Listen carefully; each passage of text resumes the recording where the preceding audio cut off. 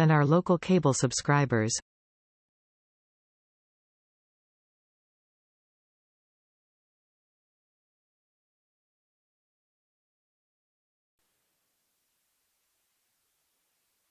Welcome to the Easthampton City Council meeting for Wednesday, May 6, 2026. The meeting tonight is being recorded and broadcast by eMedia on Charter Channel 193 and live streaming on their webpage, easthamptonmedia.org.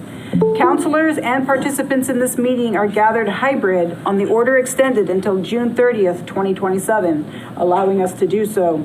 I remind both the members of the City Council and the public participating remotely to remain muted until recognized by the City Council President.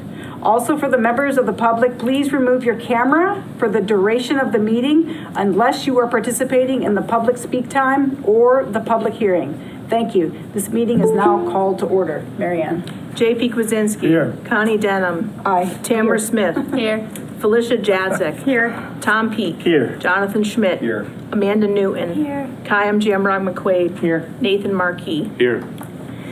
Great, thank you. So we're going to take a moment of silence. Just going to ask everyone to remain silent for a few minutes. Remember those who are currently, this country's at war, so I ask that you just remember those folks, and please do anything that you need to do in order to be present in this meeting this evening. Thank you.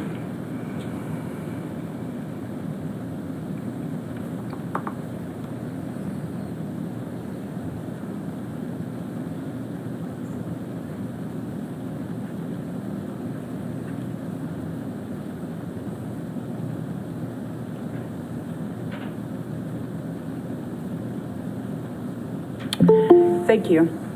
If you would like to participate in the recitation of the Pledge of Allegiance, now is your opportunity to do so.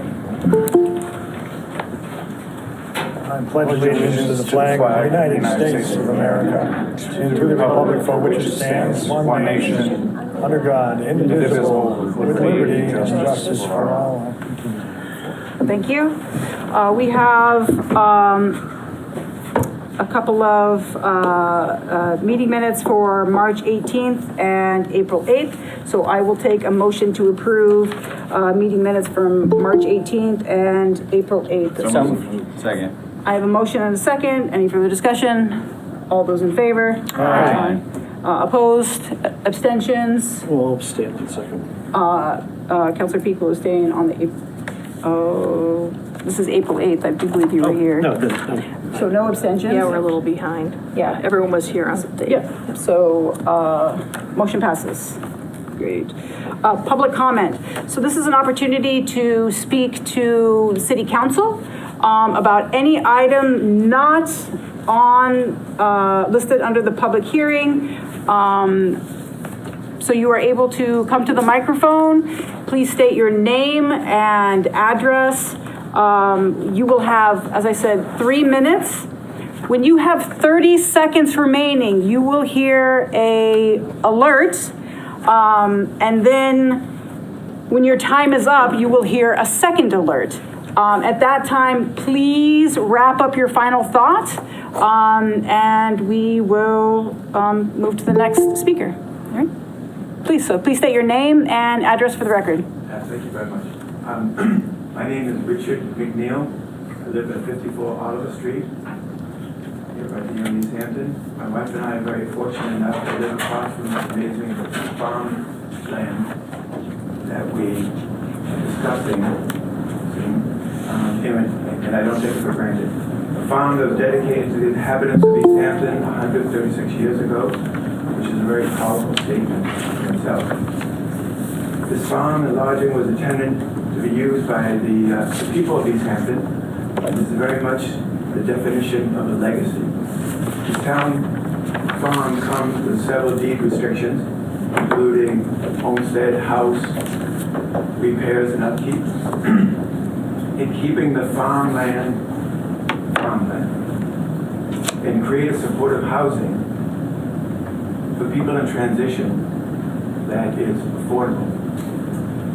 Residents and leaders of Easthampton, I believe, are at a crossroad, so to say.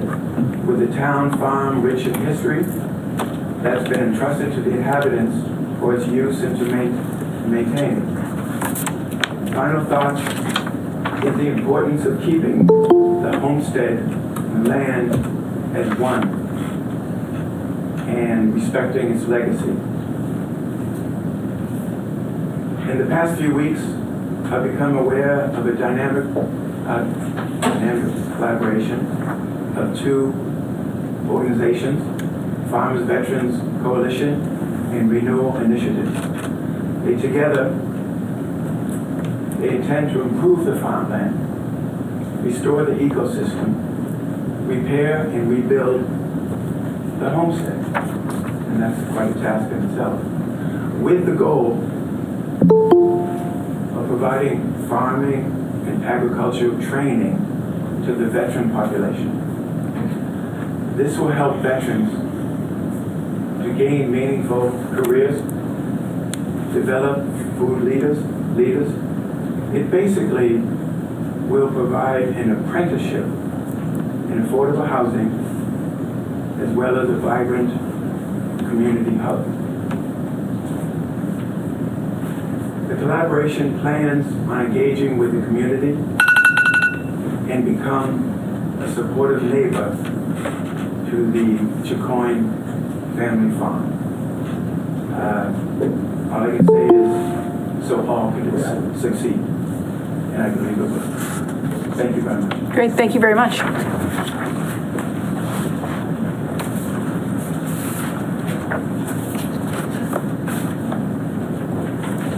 Okay, so please state your name and address for the record. Good evening, Kathy Wazinski, Overlook Drive. I wanted to make a few comments, as I know the budget is not on the agenda, about the upcoming override. I think many people are against the override, and I also wanted to comment on a lot of the discussion both here at City Council last week and also online about how this was sort of a surprise. Well, anybody that was paying attention at last year's budget meetings knows that it wasn't a surprise. And to say that this is a surprise and that it came out of left field is really disingenuous. I mean, we were cutting hours of staff because there was a budget crisis. We were pulling money out of stabilization funds because there was a budget crisis. We had been discussing for months issues with the healthcare because there was a budget crisis, and the health insurance. So I think it's really important not to get bogged down for those people who are not thrilled with this override proposal, that it's not a surprise. And to say that it is a surprise is just disingenuous and a way to deflect what should have been more thoughtful review of our budget for years by the City Council and not giving into all of the whims of our previous mayor. Thank you. Thank you. I just want to remind folks, we have a public hearing that starts at 6:15, so we'll go up until the start of the public hearing, and then we will, if there are still speakers who wish to speak, we will continue after the public hearing closes. So please state your name and address for the record. Elizabeth Coco, 74 Oliver Street.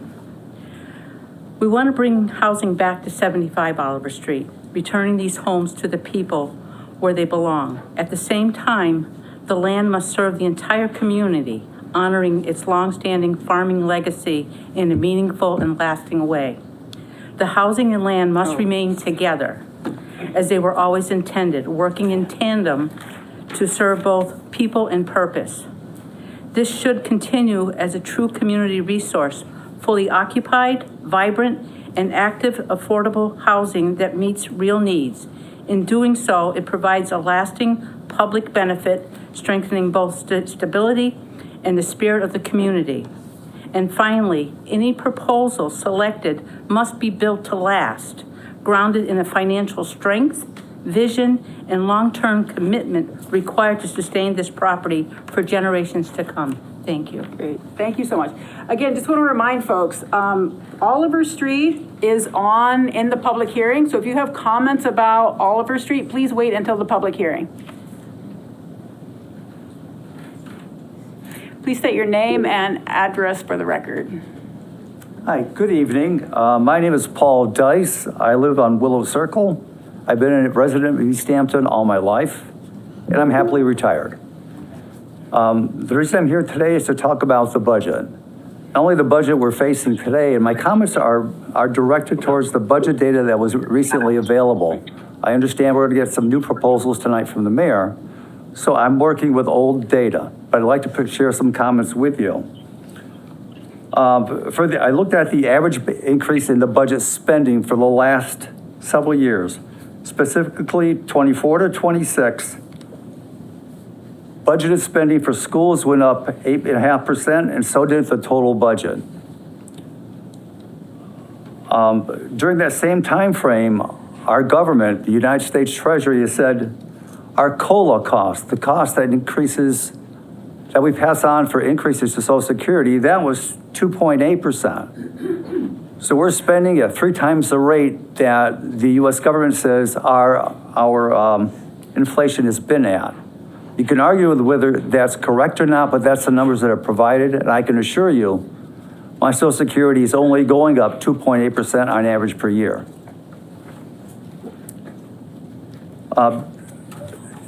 So I think spending's been, the controls have been spending have been a little bit lax. I don't know that for sure, but from the numbers I see, it keeps going up and up and up and up. So it's not a one-time thing now, it's been consistent over the years. 8.5% increase per year is just not acceptable, it's not sustainable. In conjunction with that, I looked a lot of the budget detail, and I looked at the headcount budget. Back in 22, we employed 376 full-time employees, the equivalent of 376 full-time employees. That went up to, in the 25 budget, to 435 people. That's a 16% increase in 3 years. I don't know why that occurred, but if the data is correct, that's the number. A significant increase in people, and people are very expensive. Along with this, we ran into the little thing called COVID. That was excruciating, and it did a lot for people and spending, and it was horrible. The city was awarded at least $6.1 million in COVID relief funds. I'd like to know where that money went, and if any of that money became a permanent expenditure in the budget. Lastly, I'd like to speak on behalf of seniors. Approximately 25% of city residents are 65 and over. We're seniors. Yep. So your That's time a is up. huge proportion of the population. Well, you're on fixed incomes. I just mentioned what the COLA increase was for Social Security. So your time is up. Please wrap up your thoughts. Okay. Yep.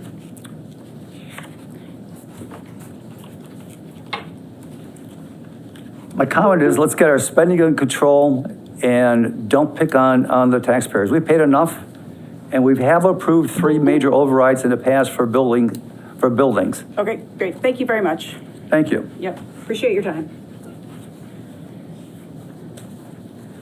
This will be the last one before the public hearing. Please state your name and address for the record. Hi. Yep. Hi, I'm Carol Broder. I'm 72 Oliver Street. I'm going to take this opportunity to speak, public speak, and then I'll do public hearing. Wait. Is this regarding public? Is this That's not regarding? regarding public hearing. This is public speak. I know, but is it regarding? On the agenda? No. Okay, great, thanks.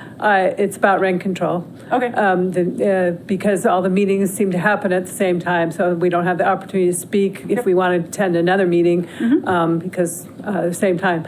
I'm so against the rent control thing that's proposed out there for our city, because we talk about our budget and we have to increase our budget because the cost for gravel and stone and all these things go up. Well, landlords' costs go up. I'm not currently a landlord, but my heart feels for them because they also pay increase in homeowners insurance, upkeep of their properties.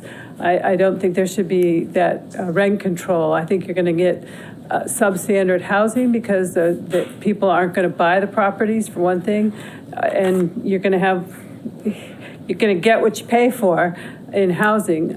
So just about the budget, I'm so against the override in general because we need to stick to budgets, but homeowners, landlords need to, I don't agree with the rent control in our city because landlords' costs go up just as much as you're all asking for, the mayor's asking for increase in budgets. Well, landlords' budgets go up too, and all those costs do, so that's Great, all. thank you very much. Great, appreciate you.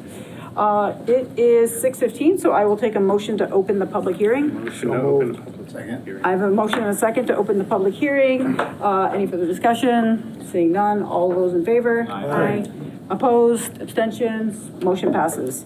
So the first item in the public hearing is regarding the approval of the transfer of $29,907.49 from free cash to fund equipment necessary to support computer systems. Councillor Peak, I will turn that over to you. Thank you, Madam President.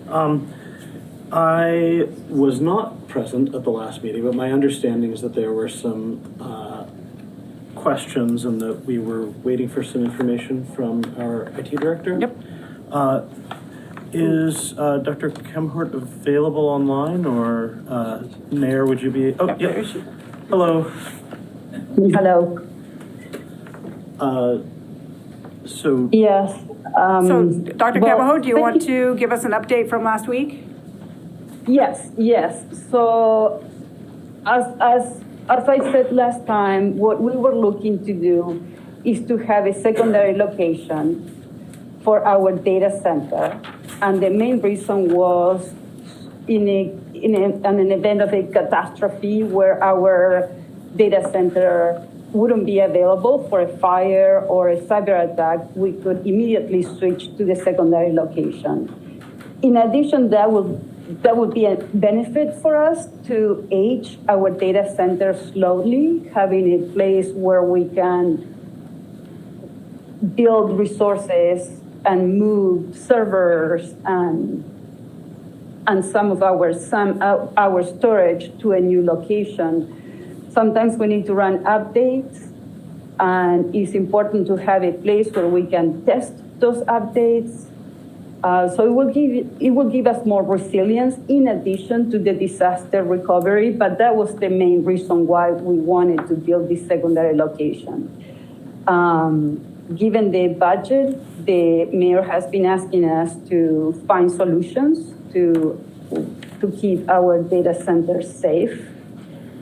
And one of the things that we are looking at, if this is not approved, is to, instead of building a physical secondary location, is to move our disaster recovery to the cloud, a system like Azure. The cost will be almost minimal. It will be around $600 a month to have the setup ready to go. But in a case of a disaster, if we need to run our systems from Azure, it will be around $8,000 a month. It all depends on the compute and how much resources we will need. Hopefully, we wouldn't be running from the cloud for a month, and hopefully less than that. So it's not ideal, but that will be the way we will go if this doesn't get approved. I just wanted to make sure that we all know that we do have a plan in place to keep our systems resilient. Thank you. Questions? Councilor Schmidt? Dr. Kammerhort, thank you for your time being here tonight. Could you just remind us, were there grant monies or something akin to that also associated with this project that we would be losing if not approving this other amount here? No, but that is a good point. We will definitely be looking for grants in the future. as well as looking ways in which the IT of the city and the IT of the school can come together. We both have aging systems, so hopefully coming together will allow us to lean on each other as we age and replace equipment. Councilor Smith? At our last meeting, a resident had proposed looking into nearby cities and towns to see if there's any interest in splitting those costs. So that was one of the things that we were waiting to hear from. So I wonder if you were able to look into that. Yes, and thank you for bringing that. At that meeting, I said, no, we haven't spoken with Northampton or other communities, but I soon remembered that, yes, in fact, we had conversations with South Hadley and other towns, and there is a cost associated with having our system run into and using their resources. In addition to, I don't know how to put this, the risk of running on somebody else's environment. So we wouldn't have the same control, the same cybersecurity, which we are pretty strong. The cybersecurity posture that we have at this time, access to the systems will depend on the configurations of their firewall and their permissions. So it will be running on somebody else's system. It is a possibility, it's not ideal. I wish that at some point different towns come together and buy a cloud system that we can all share, or a physical system that we can all share, where we will all have the same ownership. But that will be expensive too. That will require us to have our own firewall and our own control. So it's not an ideal situation. We have confidential data that we want to keep close. And I think the first step, if that's the route, is to work with the school system. Councilor Peak? Thank you, Dr. Kamhart. Okay, so when you started, you were saying that if this were not approved, the solution would be to use a cloud-based solution. I have a little bit of experience with this in my professional life, and I think like my first instinct when I hear that is that any cloud-based solution would be probably a little bit more risky than something like a physical secondary backup location on site, just because whatever cloud-based platform we're using, if somebody were to compromise that, then that would potentially be a pretty catastrophic event for the city. But I'm actually not 100% sure that I understand like the current state of where these things are. So just comparing the option in front of us to like a cloud-based option like what you suggested, how would you assess those two options just in terms of like the risk that the city would be exposed to in terms of keeping our data safe? The risk, as you're right, the risk is always a little bit higher when we are exposed to the internet. A data center will be local, communicating only fiber to fiber internally. So it wouldn't be reachable from the internet. Of course, our system can get compromised and if somebody gets into our system, but that is, there's always risk. But it would be less risky to have our own secondary location data center, as well as it would allow us to age our systems slowly, instead of having to suddenly replace everything every 5 years. It will help us in pricing, and it will help us in all those upgrades and testings that we are doing now, and we're running little risks every time we do them. I feel confident that going to Azure will be a safe situation. The way it will work, our BIM backup and replications, we is going to be replicating our systems into Azure, and that's why we're going to be paying a little bit of compute to have these systems dormant. And if something would happen in our environment, we will switch to Azure. There's a little bit of networking and IPs that will have to be managed, but I'm confident we could be up and running in a couple of hours a day at the most. Vice President Jacek?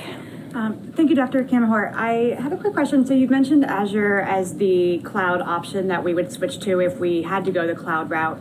Is that the option that you feel locked into? Or do we have any existing contracts with them, or would this be something that we could, I guess, you know, in layman's terms, like shop around to see if there would be other affordable options for us in the cloud realm if we were to look into this?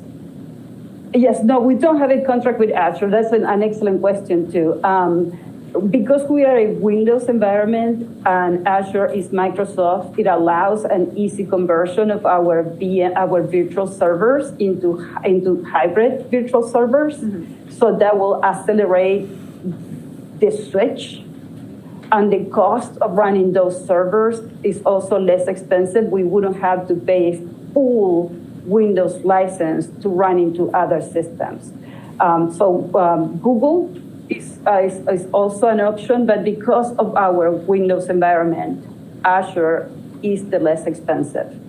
Okay, and a quick follow-up Yeah, question for me. Vice President And Jacek. just to clarify something which I think I heard correctly, but I just want to confirm. So you said that in the case of a disaster, the price goes up to $8,000 a month, but I also think I just heard you tell Councilor Peak that in the case of a disaster, the likelihood of us getting back online would probably be more in like the matter of hours to days.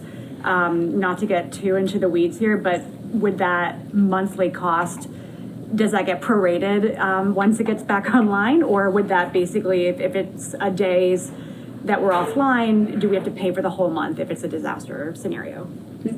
No, it's pay as you go. Okay. If we can pay a little bit more to have the systems reserved so they are available to us, and that will require us to pay in advance a little bit instead of having to wait for those resources to become available. But it's at the end of the day, it's pay as you go. Resources that you use, we will be paying. So that would be also a matter of determining at that moment what are the systems that we definitely need to have running, knowing that we will have email and file servers and Google Meet and calendars available. What are the other systems that we will definitely need to run? So that figure is to have most of our important systems running. But we could also play with the idea of during the day we turn some of those on and then we put them to sleep during off hours. There are some systems that we do want to be running constantly. Some of the permitting, the water portal, we want people to be able to access those at any time of the day. But that's also another way to bring costs down. And we do have a cyber security insurance that should be able to cover some of these costs. If it's a cyber attack, if it's a hardware failure, then we can use cybersecurity insurance. Mm-hmm. Councilor Jamrock McQuaid? Yeah, thank you, Madam President. Dr. Kamahort, can you describe sort of the lifespan of the equipment that we would be buying if this were approved, like how long it would last? Any important system that we buy, we usually buy for 5 years, and we buy it with support for parts. Because if we don't, when you buy the hardware, usually the extended support for 5 years is less expensive than if we would buy a year of support and then next year go to buy another year. They really more than double the price. So our systems usually will last with support for 5 years. Other questions? Dr. Cameron, I just had a quick question. I heard two numbers. One was $600 a month and the other was $8,000, and that was the disaster. But so the $600, that is every month we would just have to pay $600 just for the purpose of kind of having it, correct? Exactly, yes. So we could pay $29,907 for the system, or we could pay $600 a month. Yes. Councilor Smith? So if we were to do the $600 a month for 5 years, that would be the equivalent, I mean, that would also come out to $30,000. So if I'm understanding right, the main difference would be one would be offline, one would be on the cloud, one would be pay up front right now, and one would be being able to pay as we go.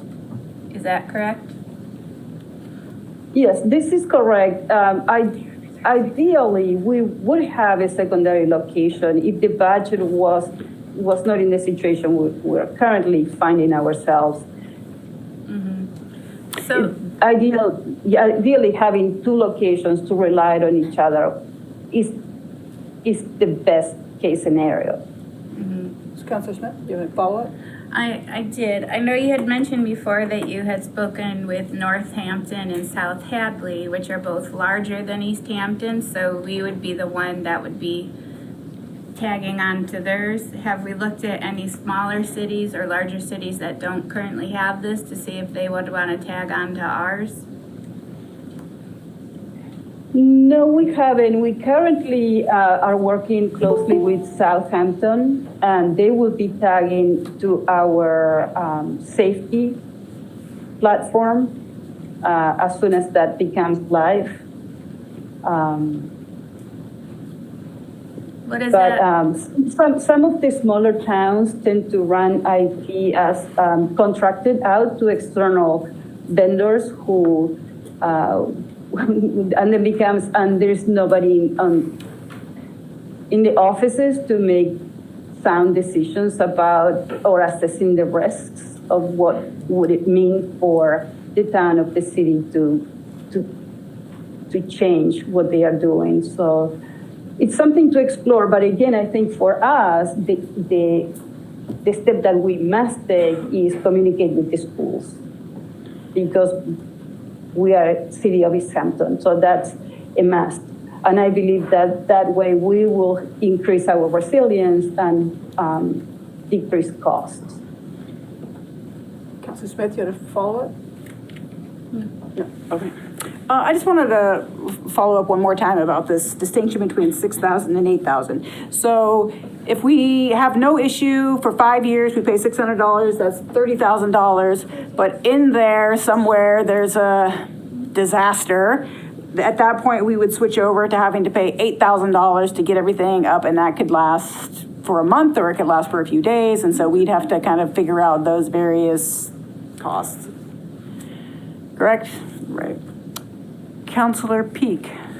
I just want to put out one thing for this. So 600 times 12 is 7,200 a year. Times 5 is $36,000. Oh, 36. Okay, I was going by a year, which would actually be about $6,093 more than this would cost for a system that I do think would be somewhat less secure. Now, obviously, being able to spread those costs out over time rather than pay them out of free cash right now has some appeal, although we probably have to put that then into the budget if it's a predictable cost that we're seeing like that.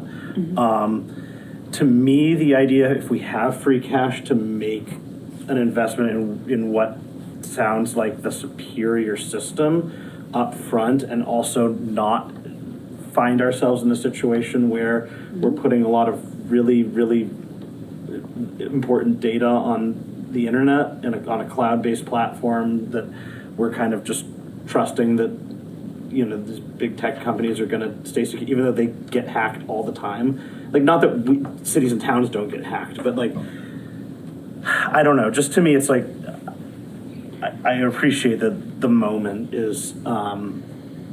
requires us to put everything under a microscope. I think that that's good. I think that having these conversations is good, but I do think that even if we never have to use that system, over 5 years, we would be paying more to do a cloud-based thing than we would be paying to do this now. And that assumes that those prices don't ever change, which they almost certainly would. Right, yeah. Question, Counselor, no, Newton, thank you. Thank you. I know you had talked about connecting with the schools. If we were to purchase this system, would it be big enough to connect the schools onto it, or would we need to buy a bigger system to have both schools and city together? The physical system. Yeah, to be completely honest, we haven't even started having those conversations. I understand the Power School, and there are many systems that they are running are cloud-based, and their needs, they don't have as many on-premise systems as we do, but we will have the brain capacity, so we will have the servers to run those systems. We may have to add a little bit more of storage to put the data. I'm not sure how much data and how many systems, how many servers they would like to join, but definitely we will have enough brain power. Okay, great. Counselor Kwasinski? Just following up on Counselor Newton's question, and I think it was a good one about the schools and wondering about the future and how we integrate.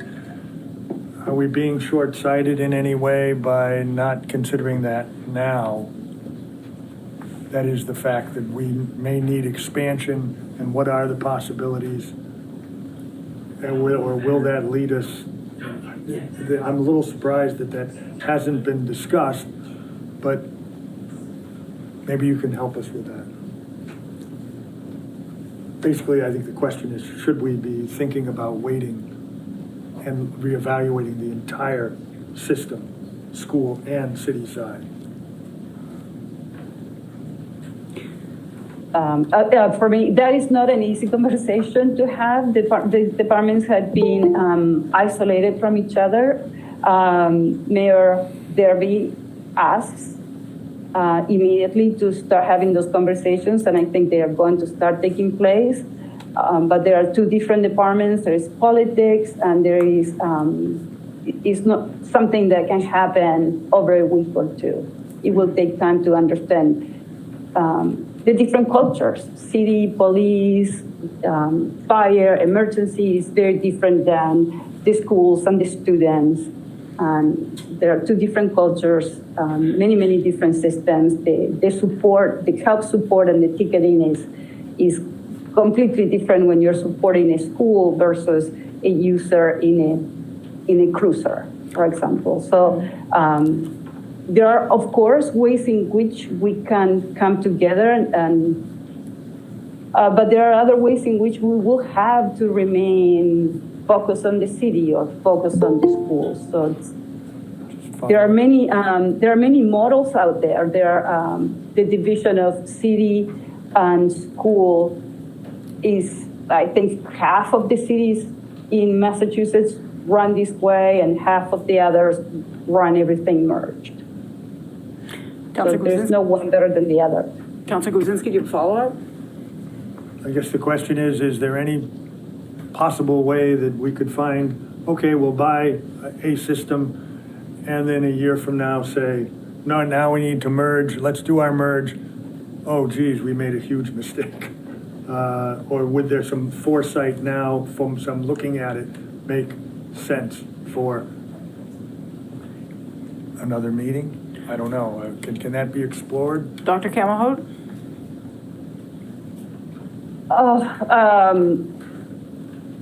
So the exploration of knowing what systems are needed will require me to request time from the director from the school, in addition to my time. And, you know, we have super busy schedules. We are understaffed.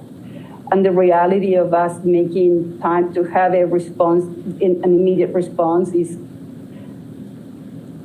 I doubt that we could have this done, but maybe in a month. I'm sure 2 weeks is not going to be enough, and I can speak for the school side. Okay. Councilor Jan McQuaid, you had your hand up before. Yep, thank you, Madam President. Dr. Kemhart, can you, just to clarify in the cost differential, does the $29,000 that's being requested in the supplemental appropriation, does that include the service agreement that you mentioned? And if not, could you explain what sort of additional cost that would be like? That will include the service agreements for the hardware, for parts and support and patches. As we need to upgrade our Windows, we need to upgrade our processors, and so that is included. Thank you. Councilor Peak. Thank you, Mr. President. So Dr. Kemhart, just when it comes to the talking about the schools, I just want to make sure that I understood what you said correctly, which is that essentially this infrastructure right now would theoretically, if we get to the, I understand that it's not, the idea of doing that sort of merging is not like a trivial task at all, but that if we get to that point, that the only thing that could potentially happen is that we might need to purchase additional storage. Like the system itself, the sort of chassis of the whole thing would be sufficient. It's just depending on the size, just the magnitude of the data that we'd be talking about. It's possible that we need to purchase additional storage, but the actual, like functionally what we'd be doing would be the same, and it's just about that. So is that correct? Yes, this is correct. The school is mostly also a Windows environment. They also have the same virtual infrastructure for virtual servers that we use, VMware. We have fiber connectivity directly to both of the schools from our data center, so there is not exposure in there either. Great. Thank you, Dr. Councilor Schmidt. Thank you, Madam President. On the topic of the schools, I just wanted to clarify something else as well. If we were to go the cloud route that we've discussed, would that still allow an avenue to collaborate with the schools, or would that sort of reinforce the silos between city and school? Well, at this point, I have a mandate from the mayor to take the integration of both seriously. So it's going to happen regardless.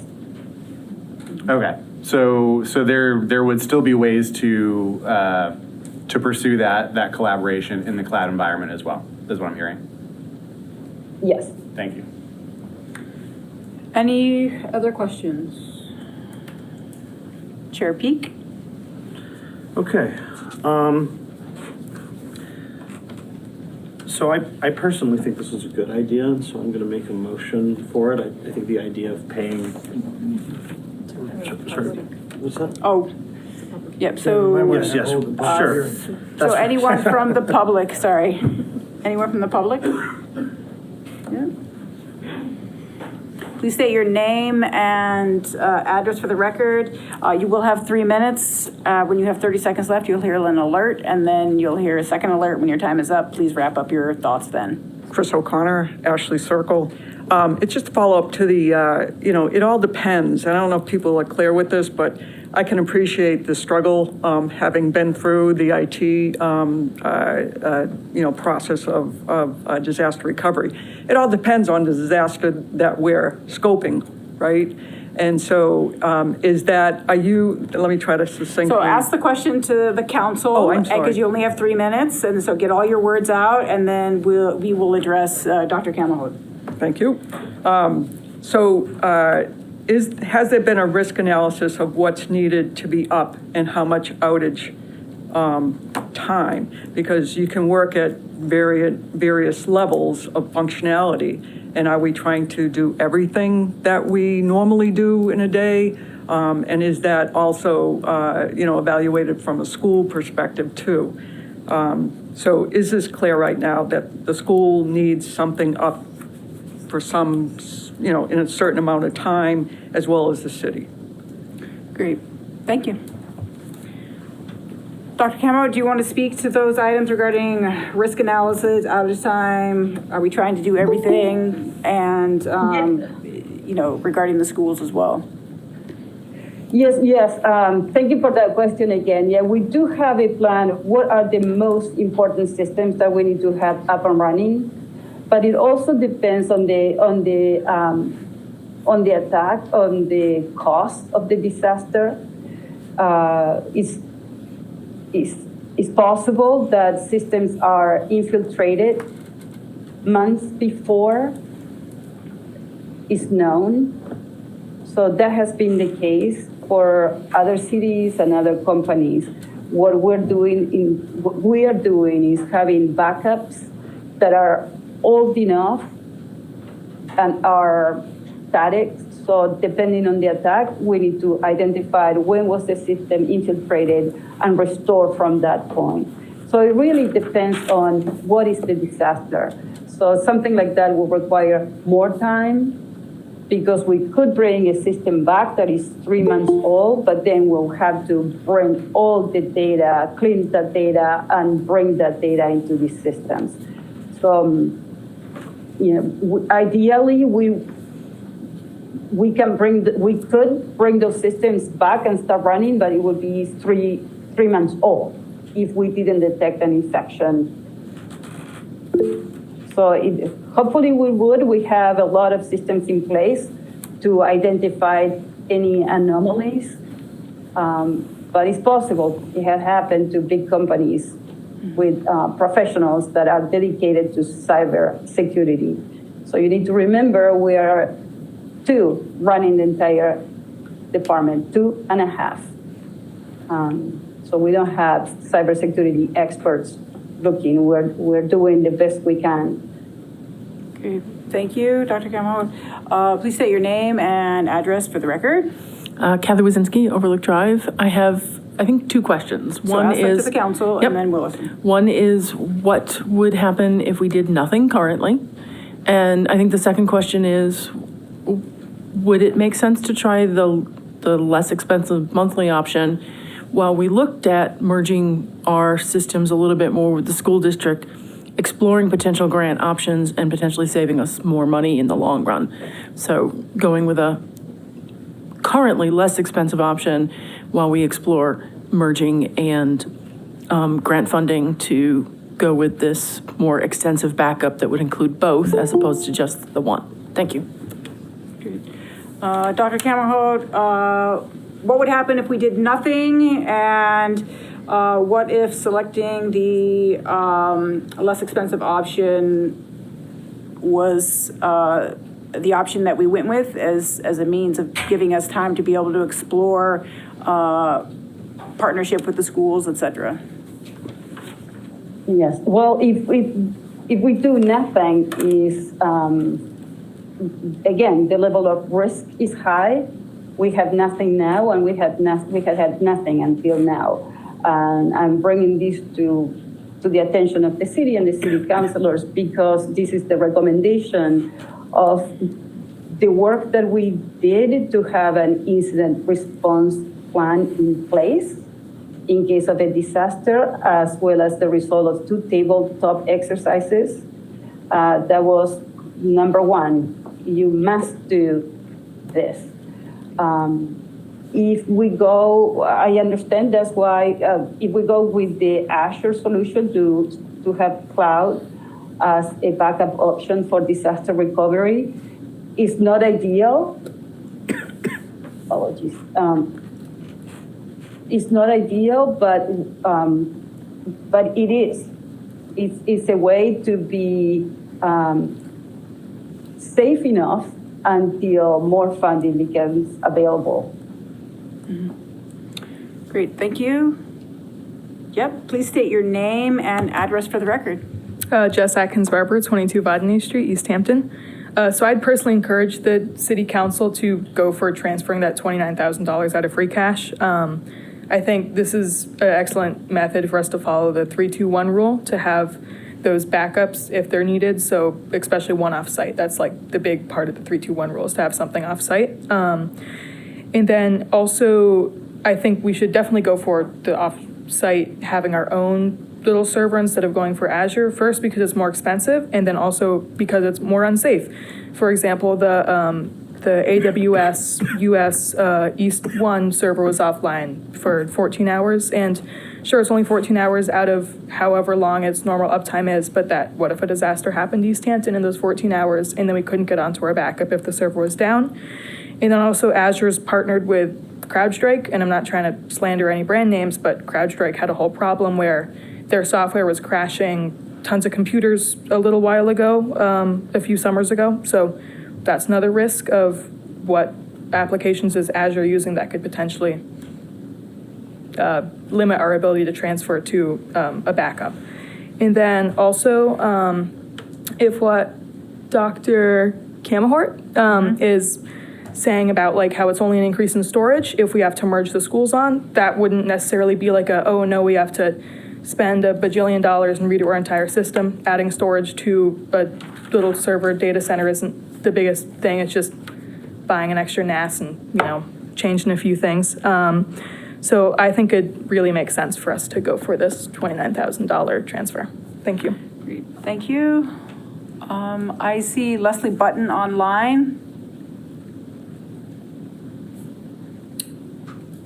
Please unmute yourself, Leslie. I thought I did. Okay. Yeah. All set. Thanks. I think my question to the City Council is, what is the frequency of backups of data the city currently has? So what is the frequency of backup, Dr. Kamahort? We have systems in different schedules. There are systems, the financial system is backed up every 12 hours.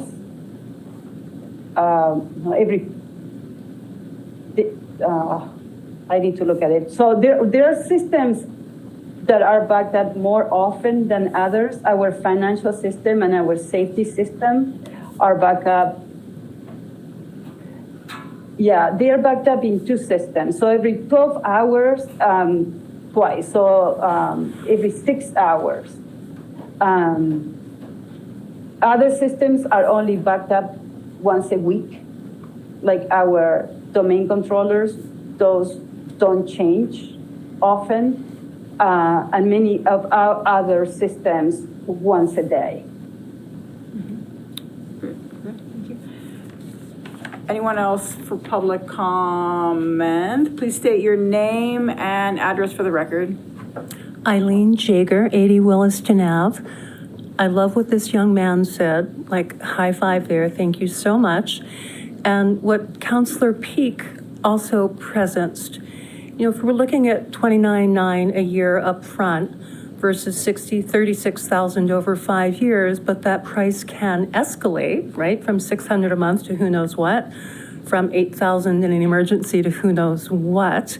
It seems more tangible and controllable by real people if we do the investment in the hard thing in a known location. That's my feeling on it. Great, thank you. Really appreciate everybody's comment. I think it's really great when our students from Easthampton, so Jess, being here, I think she said a lot of really important things. So just want to acknowledge the participation of our high school students.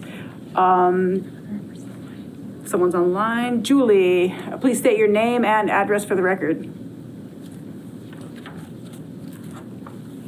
And unmute yourself if you haven't already. Julie, online.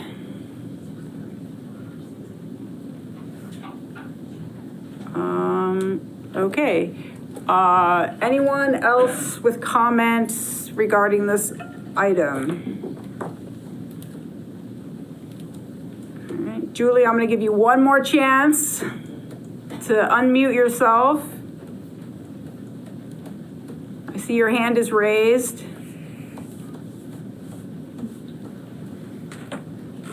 Okay. Councillor Peak. Okay. I will make the following request in the form of a motion. Request is hereby made for approval of the following appropriation. Amount requested, $29,907.49 to be transferred from free cash, $29,907.49, to be transferred to service, $29,907.49.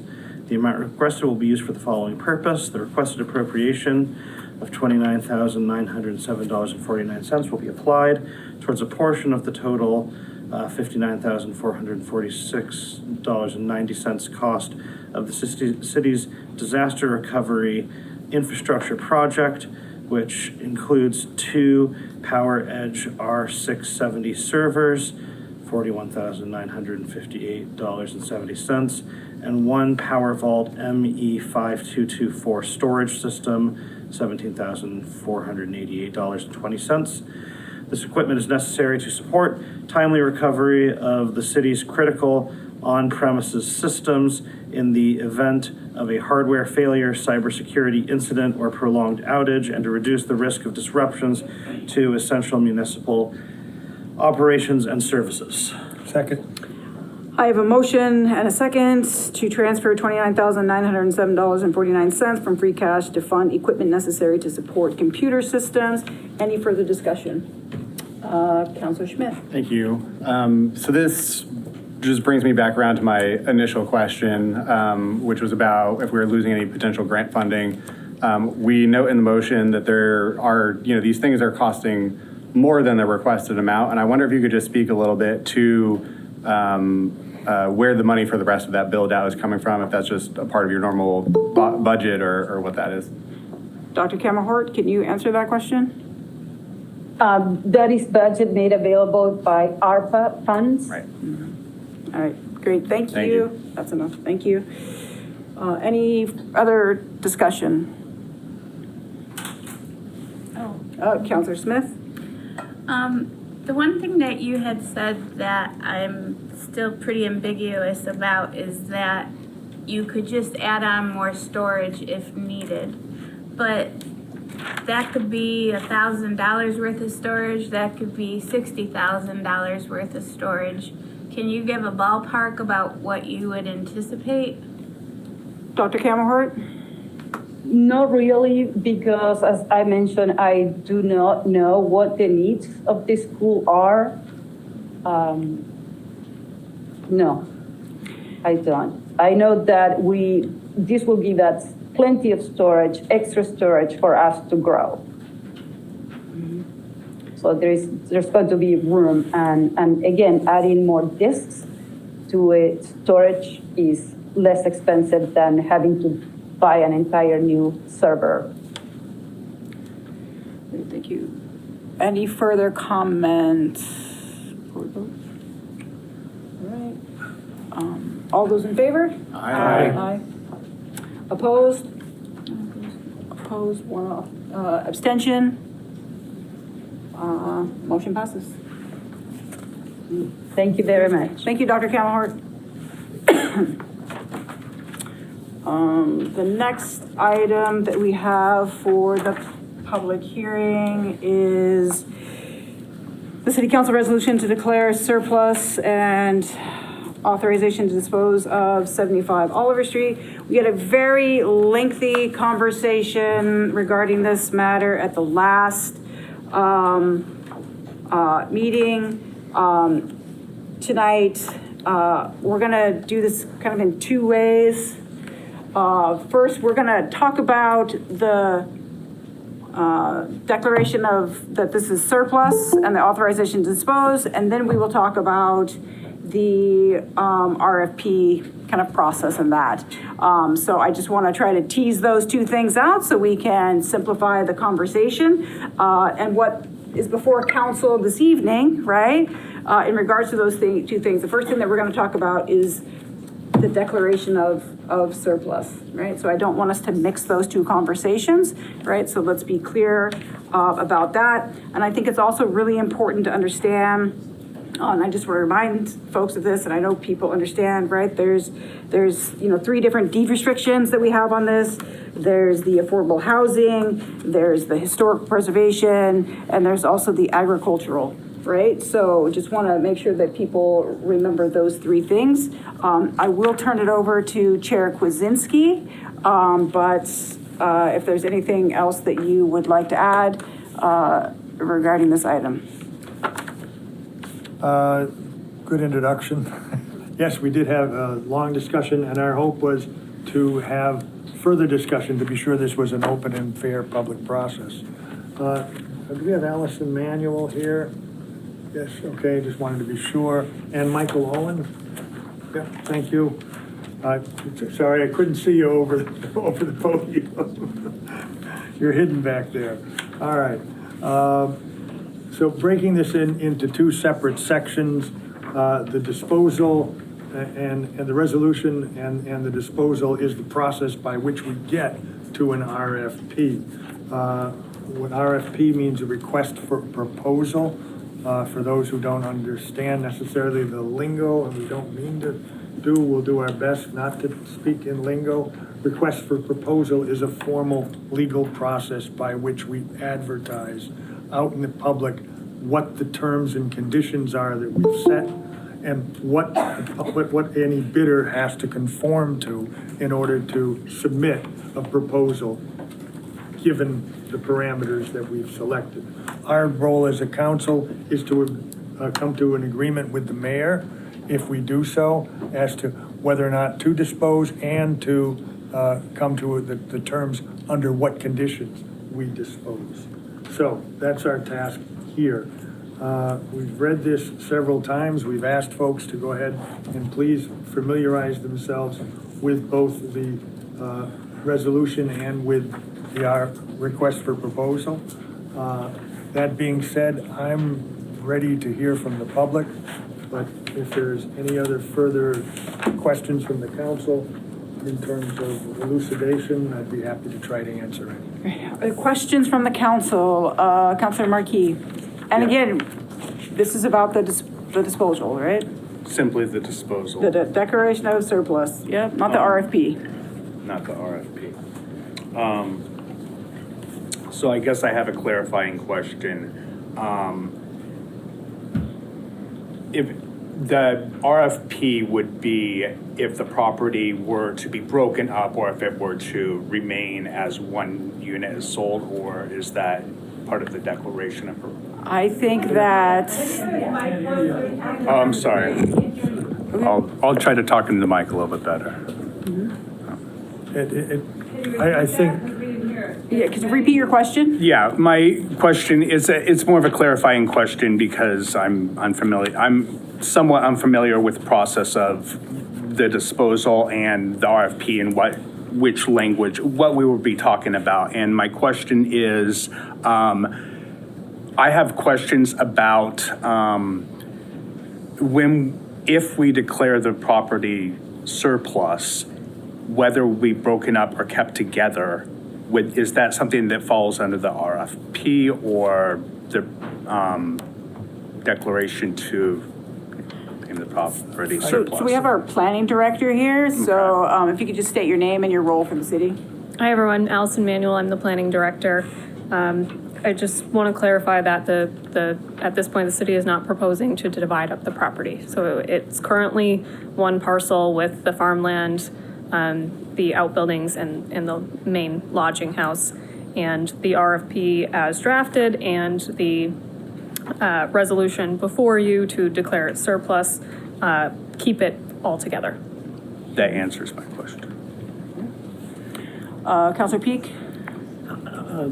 Director Manuel, would it be possible for me to ask one more question on that? Planning Director Manuel? Councilor Peak? Yeah, this wasn't something that came up in the process, but since it's been something that has been talked about in the public discourse about this, if there were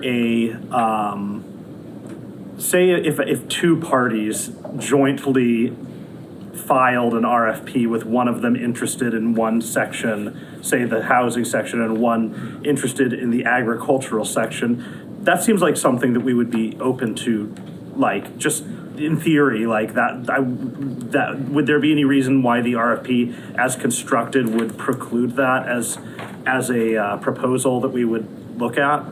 It wouldn't preclude it. The only thing the RFP would preclude is a proposal that does only one or the other, agriculture or housing. If it covers both, it doesn't really matter who's coming to the table per se. A consideration would be zoning. If they did want to divide the parcel, we'd have to ensure that it was done in a way that complies with zoning. There's a lot of nuance to that. Different types of users are subject to different requirements under zoning. So we would review that, and it would probably have to be an additional conversation with the proposer to make sure that they understood the limitations on the division of the property. Thank you for that clarification. Thank you. Actually, may I ask a question of Michael Owens, please? Yeah. Can you state your name and your role for the city? Michael Owens, Procurement Officer for the city. Great, thank you. So the other day I asked you a question in regards to how much has the city been really kind of spending to upkeep this property? Yes. Would you mind just sharing with the public and council just kind of how much the city has really spent in the last, well, really a couple decades here, but there's Sure. a significant cost to the city. Sure. The city has put money into this property, specifically the lodging house structure itself. Between 1998 and 1999, we used city funds, Mass Historic Commission funds, and community development block grant funds. They were used to repair the roof with all new plywood sheathing and historically appropriate slate shingles. CDBG funds were also used to restore the building envelope. The total cost of both of those projects was about $425,000. I will tell you that I've been into the attic of the old lodging house, and all the sheathing appears to be brand new plywood. There's no water egress into that building. I think it's a really wise decision the city made back in 1998, because water is the greatest enemy for a wood building. Additional investments in the property in 2004, about $7,800 in CPA funds were used to continue restoration work on the building and addressed building code issues and porch stabilization. In 2019, a capital needs assessment of 75 Oliver Street was done to determine the priority work items. I believe that was funded by the CPA.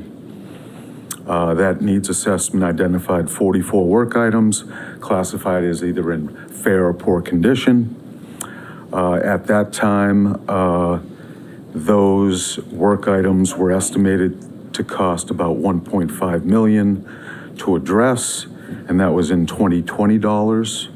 In 2021, the Valley CDC received $58,000 in CPA funds to perform due diligence tasks necessary for the creation of additional affordable rental housing in the city. The Valley CDC reviewed 35 different sites here in the city, made offers on 5, none were accepted. At that point in time, they landed on the lodging house as a possible affordable housing project. Additional CPA funds were obligated for Epsilon Associates to look at the feasibility of historic tax credits. We engaged an environmental consultant to look at possible archaeological resources present at the property. And that did not come to fruition because the unit count could not get to a certain level, a critical mass, to make the project viable. That is my understanding. In November 2026, the city spent about $6,552, not about, that's what we spent, to perform a lead paint and hazardous materials assessment of the lodging house structure. So as a counter to what some of the comments were last week, the city has invested money in this structure over time. We do not have a long-term plan for the property because, again, we're not affordable housing developers.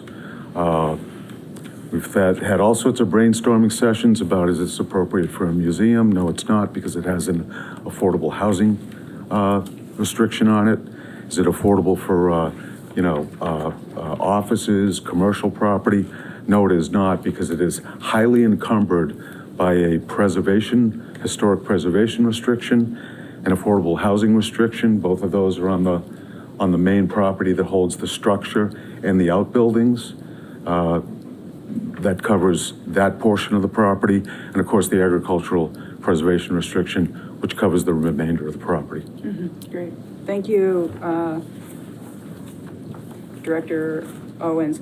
Just for the record, I did ask for that information in a document, so I'm going to put this in the meeting minutes, so it will be had. So everything that was discussed, it is there. Councilor Kwasinski, did you have another comment? I would like to follow up either with Michael Owens or Alice Emanuel. And if there were to be multiple parties involved, are there any limits? Point of order? Just point of order. If we're trying to break this up into the disposition of the RFP, then I know I already broke this rule myself, so it is whatever, but like, shouldn't we be weren't we gonna talk about the disposition first? Let's talk about the disposition and then. I am talking about the disposition because it includes conditions. Okay. And since it includes conditions, that's where I'm headed. Okay. Sorry if it was misleading in any way. Wouldn't those conditions be part of the discussion of the RFP though? Oh, okay. Just continue, Councilor Kwasinski. Let's move forward. The conditions had to do with the number of people who would be at the property, the number of residents. There was a maximum, I think, at one time. There was a maximum number of residents at one time, and that was, I've heard numbers from 15 to 23. And I just wanted to confirm that is the case from what we're proposing here in your mind. No, there is nothing about a maximum number of residents in any of the city's language. Building code, sanitary code would set a maximum based on square footage and other factors, but we do not directly address that in any of the language in the resolution to declare it surplus and dispose. It's not in any of the conditions, and there's nothing about that in the RFP. Did we put anything into the RFP about outbuildings, out structures as a condition? So the outbuilding is the large outbuilding, the garage is subject to an historic preservation restriction. Right. So it's. But I guess what I'm suggesting is any bidder would not be looking at any additional structures to the property. Again, that's an RFP. Now we're getting into the RFP, so we're coming back to the surplus. Where do we set our conditions then? So the conditions on declaring it surplus and disposing of it do not include any restriction on additional structures. So then we wouldn't have the ability to put them into the RFP, if that's correct. I don't believe so. I'm not sure I understand your question, Counselor. I guess I just wanted to be clear that we were looking at a number of people. We weren't looking at, we were looking at maintaining what had been the existing number of people for the building and keeping it at that level. And where would you see those restrictions be put into a condition that the council would set? I don't know, because I don't know what the plans are for renovation of the structure. Right. It's really going to, as Allison said, the state sanitary code square foot requirements is going to speak to that. Yep.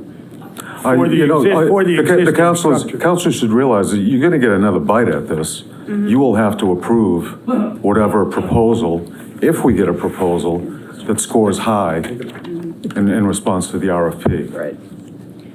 Thank you. You Just wanted to clarify those questions. Okay.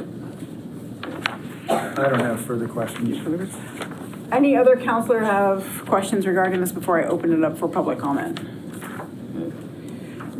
Again, So we will take public comment. Again, we're just talking about the resolution, right? And this is about to declare this 75 Aller Street as surplus so that we can dispose of it, an authorized disposal of it. So please state your name and address for the record.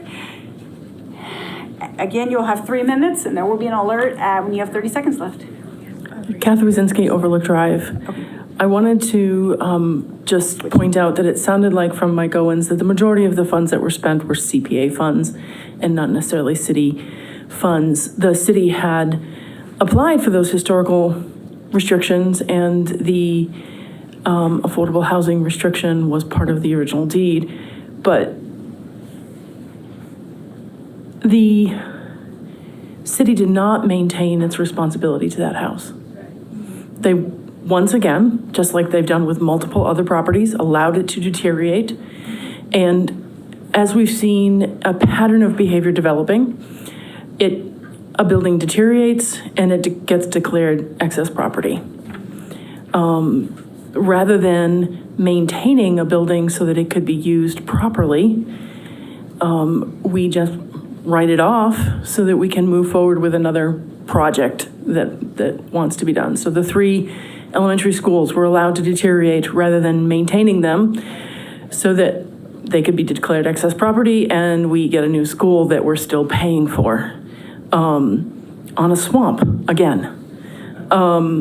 So I just want to make sure that people are paying attention in case this pattern of behavior continues where the city does not maintain a building, it gets declared excess property, and we're just sloughing it off rather than being responsible as we should be.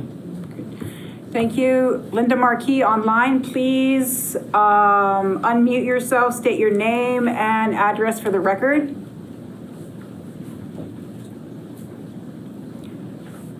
Linda Marquis, you are still muted. Okay, I'm going to go to Sean. Please unmute yourself and state your name and address for the record. Sean Abbott, Summer Street. I just wanted to, give support for the resolution in support of the disposal of this property. We are not currently, we don't currently have any plans for it. The longer we hold on to it, the harder it is going to be to find something to do with it. I do think it's hilarious to hear the folks that are voting against new taxes or anything else talking about how oh, we didn't spend money on this and they don't want to spend money on anything else. That's been fun to listen to for a while. And as it's been clear, we have been maintaining it to the best of our ability. So nothing about this is guaranteeing that we're going to get rid of it. We will still hear plans and then we'll have to work with the community. So I think we should take these steps, especially during this time of financial crisis. Thank you. Great, thank you. So we're gonna rotate between in the room and online. So please state your name and address for the record. My name is Marion Groves, and I live at 61 Division Street, Easthampton. I've been here since 1975 with my deceased husband's family who had a farm here of many acres. And I'm just thinking that I found it very appropriate to talk about calling the land surplus and discussing what the possible outcome of that could be. I don't see them as two separate things because I think it's quite appropriate to know how this could play out in terms of it becoming a property that's up for sale. I've seen this town change in so many ways. This is not the place, we're not talking about the aquifer, but one of our most incredible, we have a gold mine underneath this town and it's called an aquifer. And when I see properties being just taken and pulled apart, it just doesn't make any sense to me. I happen to know the people on Oliver Street that farm, and I am very, very concerned about the outcome for them in terms of this decision. Because not only are they preserving the land, the precious land of Easthampton, but also they may lose their right for their livelihood. And that is haying those fields. And so I think that talking about the outcome of putting this land up on the chopping block is very important, because there has to be some consideration for these fields, this hay, and the farmers and the people in this town that have those interests at heart. And we really have to remember that. That's where I'm coming from. Thank you. Great, thank you very much. Appreciate your comments. Jay Thomas, online, please unmute yourself, state your name and address for the record. Hi, Julie, 6 Concord Drive in Precinct 1. A couple of things. Now, we delayed this for 2 weeks for you guys to review it. What exactly did you review on this? What was your outcome from your review, waiting 2 weeks to vote on this? That's my first question.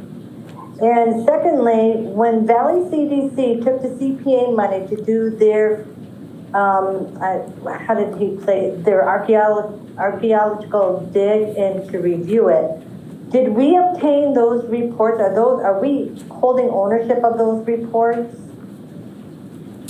Thank you. Yes, we have those. And can you tell us what those reports were? Are they something that is out for everybody? Will the people who are going to, if this is approved for you guys, and somebody who puts in a proposal, are they going to have access to that report that we paid for already, or are they going to require their own reports? The reports are on the city. State your name Yep. and I apologize. Allison Manuel, Planning Director. The reports are on the city's website on the Town Lodging House project page. The archaeological report has some redactions in it due to the sensitive nature of some of the items that are possibly on the property. But by and large, it's very readily accessible, and it is referenced in the RFP as an available document for any proposer. Okay, and then my last question, and I'm sorry. No, you're good. If for some reason this RFP goes out for proposal and somebody does purchase this land, can they lease that land out to somebody else and they reap the benefits of it? Director Emanuel, do you want to respond to that? So there's, again, nothing in what is currently in the resolution or in the draft RFP that restricts the property to a single entity. So yes, potentially they could lease it out. However, the restrictions on the property will apply no matter who it is. So the agricultural preservation restriction on all but an acre of the land will apply, whether it's the same entity that's operating the residential component or not. Okay, now I do actually, I'm so sorry, I do have one more brief question. When we met with the Valley CDC a couple of years ago, they wanted to build upon this building, to change the conformation of this building, and that was one of the issues because it was historic. Can this happen with anybody who proposes, who's a proposal on this? Can they build upon it and ruin that structure and build off of it, like we told Valley CDC they shouldn't be doing? Director Emanuel? The structure itself is subject to an historic preservation restriction. It can be modified according to the Secretary of the Interior's standards for the rehabilitation of historic structures. That would be reviewed on a case-by-case basis. Generally speaking, they're pretty stringent about what they will accept. Valley CDC's proposal did include an additional structure. It was not attached to the lodging house itself, I believe because of the restrictions on the historic structure. Again, there's only 1 acre that is not encumbered by the agricultural preservation restriction, which does limit the possibility of additional development on the site. Great, thank you. Okay, thank you very much. And if the city council can let me know what they talked about for the last 2 weeks, what their conversations were and what they did, because we did delay this for 2 weeks, that would be great. City council, we're not allowed to, in quorum, speak to one another about this item because it is on our agenda. I know that I personally reached out to our procurement director and asked him about funding and how much city funds have been dedicated to the lodging house. So that was something that I did. And just reviewing the items before me to better understand it. I can't speak for everybody, but, yeah. Counselor I certainly would like Kwasinski. to add to that, that I received some inquiries and regarding leasing the property, and as an option, that we would lease the property, and we discussed that in committee before, and essentially that option is very, very limited. It has to be a lease that's under, I believe, 3 to 5 years. Otherwise, it requires an act of the legislature to get a term of lease of, let's say, 30 or 40 years. And I gave as an example that the city space structure, the Old Town Hall, which was former offices for the city, that structure is under, I believe it was like a 42-year lease, something of that era, but that required an act of the legislature and took a year and a half to get through the legislature and get it approved. So that option did not make a lot of sense. Great. Thank you, Counselor Kwasinski. As much as I would love to, I believe in leasing long-term. Great, thank you. Please state your name and address for the record. Carol Broder, 72 Oliver Street, so directly across the street from 75. I'm really confused at how we're separating surplus, going to surplus, and talking about is APR, is that what that's called? About the proposals, because they go hand in hand. Mentioned, how do we know the public wants it to go surplus if we don't know what it's going to be used for, or what the proposals are? I think it's very dishonest and for a devious way for you all to just try to separate. So if I don't have a chance to talk about the proposals, then I'll go step aside now, as opposed to being surplus. I don't know how you separate. So let me just answer that really quickly. So there are no proposals right now. So we're just declaring it surplus, and then that opens up the option to request proposals, but we don't have any proposals. So what we want to do is declare this surplus, and then what we're going to do is talk about the RFP and what we want in the RFP, so that we can provide guidelines by which people can submit a proposal. So you have no proposals from the Chacon Farm or the renewal initiatives? Yeah, there are no proposals because we haven't issued any guidance or guidelines for those proposals for people to submit them. So then I want to talk about the money you said that we spent. Again, I would say that Kathy's correct on the CPA funds that were used for the funds towards that.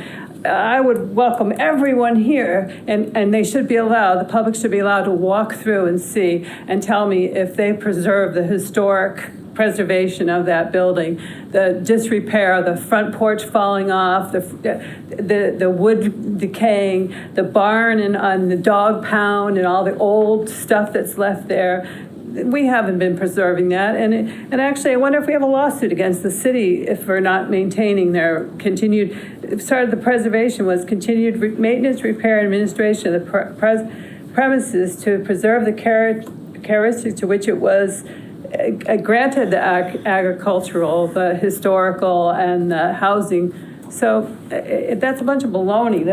That money was wasted, just like the city budget is wasted, because that place is in so disrepair. The roof, you're right, the roofs are important, but there's a bunch of slate. There's a pile of excess slate that's just thrown under the bushes there. The overgrowth is on it.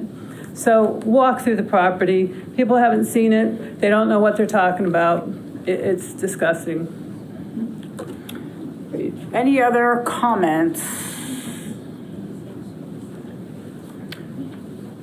All right. Okay.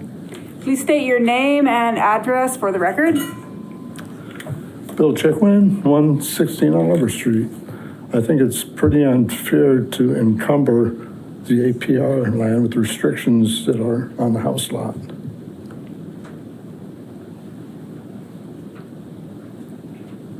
Okay. Okay. Thank you. Any other comments? Counselor Kwasinski, or Chair Kwasinski. I did want to respond to a couple of thoughts that folks had said, if I may, and that was to make clear that it appeared to me that one speaker had been talking about breaking up the parcel and breaking up the agricultural land and maybe having it turn into housing. That is not a possibility on the approximate 53 acres of land without an act of the legislature, okay? It would take massive efforts to get that to have any possibility. It's just not done. So when I hear breaking up the land or changing it from agriculture, that isn't what we're talking about. That agricultural restriction must be followed.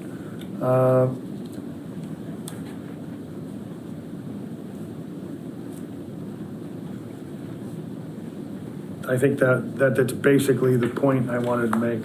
I would be happy to go ahead and move the question of the draft resolution and entertain any amendments that may be suggested to the item. I move that the City Council adopt a resolution to declare surplus and dispose of 75 Oliver Street, also known as the Tom Lodging House in the city of Easthampton. Whereas the inhabitants of the city of Easthampton, the city are the owners in fee simple of the real property known as the Town Lodging House located at 75 Oliver Street, the property as described in a deed recorded with the Hampshire County Registry of Deeds, Book 432, page 459. And whereas the property is no longer needed for municipal purposes, and whereas the city wishes to declare this property as surplus, and whereas the city has determined that disposing of the property is in the best interest of the city and its residents, subject to certain conditions on the sale of the property, and whereas the city wishes to dispose of the property pursuant to a certain request for proposal, the RFP, prepared by the City Council Property Committee, appended hereto as Attachment A, and whereas Massachusetts law, including but not limited Mass General Laws, Chapter 40, Section 3, authorizes the disposition of municipal property upon the vote of the City Council. Now therefore be it moved that the City Council of Easthampton hereby declares the property located at 75 Oliver Street, including all real property and fixtures as more particularly described in a deed recorded with the Hampshire County Registry of Deeds, the registry, Book 432, page 459, is surplus and not presently needed for municipal purposes, and that the City Council hereby authorizes the disposition of the property pursuant to the mechanism detailed in the RFP, subject to the following conditions on the sale of the property. A, if the city enters into an agreement to sell the property for less than its appraised value, and if the prospective new owner and end user of the property, collectively the purchaser, qualify for exemption from local property taxes under MGL Chapter 59, Section 5, Number 3, then the parties shall negotiate, and prior to closing on the sale of the property, the purchaser and the city shall execute a written agreement to provide a payment in lieu of taxes. Pilot, in an amount equal to or greater than 10% of the property taxes which otherwise would be due to the city for the property. B, the property shall be conveyed to the purchaser subject to, and the purchaser shall agree to assume and comply with all obligations for all encumbrances of record in the registry, but including but not limited to the agricultural preservation restriction recorded with the registry, Book 2326, page 341, the historic preservation restriction recorded with the registry at Book 5484, page 1113, and the affordable housing restriction recorded with the registry at Book 5872, page 203. C, the reuse of the property by the purchaser shall provide a substantial public benefit to vulnerable and or underserved communities. D, the land disposition and development agreement executed by the mayor shall be substantially similar to the drafts appended hereto as Attachment B, the agreement. E, the agreement shall include a right of first refusal in the city's favor, and the city shall have the right to assign same. F, the agreement shall include a requirement that the city and the purchaser or its tenant or the entity actually utilizing the property shall execute a written agreement mandating that the city in its sole discretion may designate and have one non-voting observer on the organization's local governing board to facilitate communication and understanding between such entity and the city. And 3, that the city council authorizes the mayor or their designee to circulate and publish as necessary the RFP in attachment A pursuant to applicable state and local laws.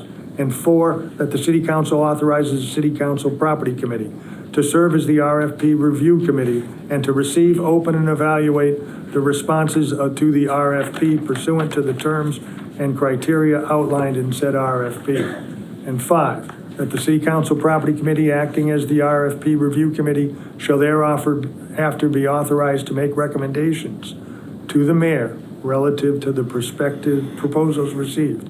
And 6, that the city council authorizes the mayor or their designee to take all necessary actions to dispose of the property in accordance with 1, the recommendation of the city council property committee, 2, the aforementioned conditions on the sale of the property, and 3, all applicable local and state laws. Such actions shall including but not limited to entering into agreements and executing all documents necessary for the lawful conveyance of the property. And 7, that a copy of this vote be entered into the official records of the city council and provided that to the city council property committee and the mayor and the city solicitor for implementation. Second. I have a motion and a second to approve city council resolution to declare surplus the disposal of 75 Olive Street, also known as the Town Lodging House in the city of Easthampton, Massachusetts. Any further discussion? Vice President Jadzik. Thank you, President Denham. I'd like to clarify a word in number 6. I guess this question is for Chair Krasinski. I heard you say conveyance, but in the document it reads convenience. Can you clarify what you meant or what the property committee wants that word to mean? I would call up, ask to call up Planner Manuel, who worked on Director that Manuel? draft, and he's our wordsmith. I think it's just a typo. It's N instead of Y. It should be conveyance. Conveyance, okay, thank you. So I read it right, and it was written wrong. So Interesting. that is a correction that we will make. Thank you. Councilor Peak?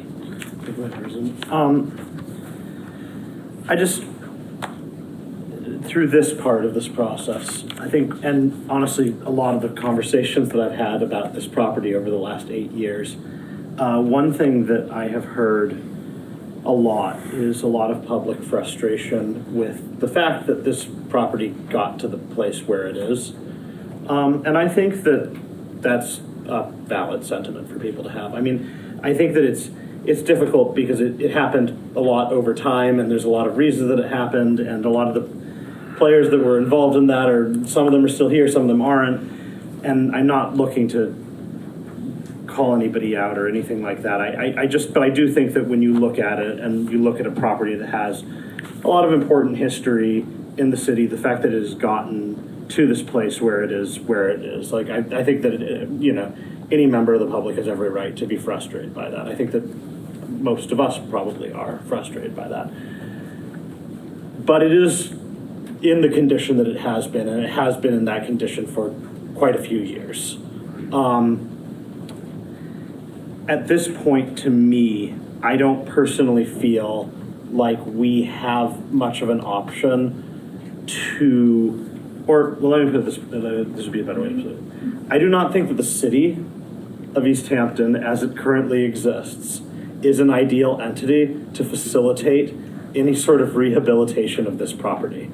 Like the handling the simultaneous, let's not even talk about the agricultural side of this, just with the building itself, a simultaneous affordable housing restriction and historic preservation restriction is a really complicated situation to deal with, and making something like that work requires a lot of technical knowledge and a lot of fundraising knowledge, because it's just making something, doing those sorts of historical renovations are inherently very expensive, and yet, on the other side of it, the units have to be affordable. Like, it's a really complex situation. I do not believe that the city has the resources or the expertise to do it well.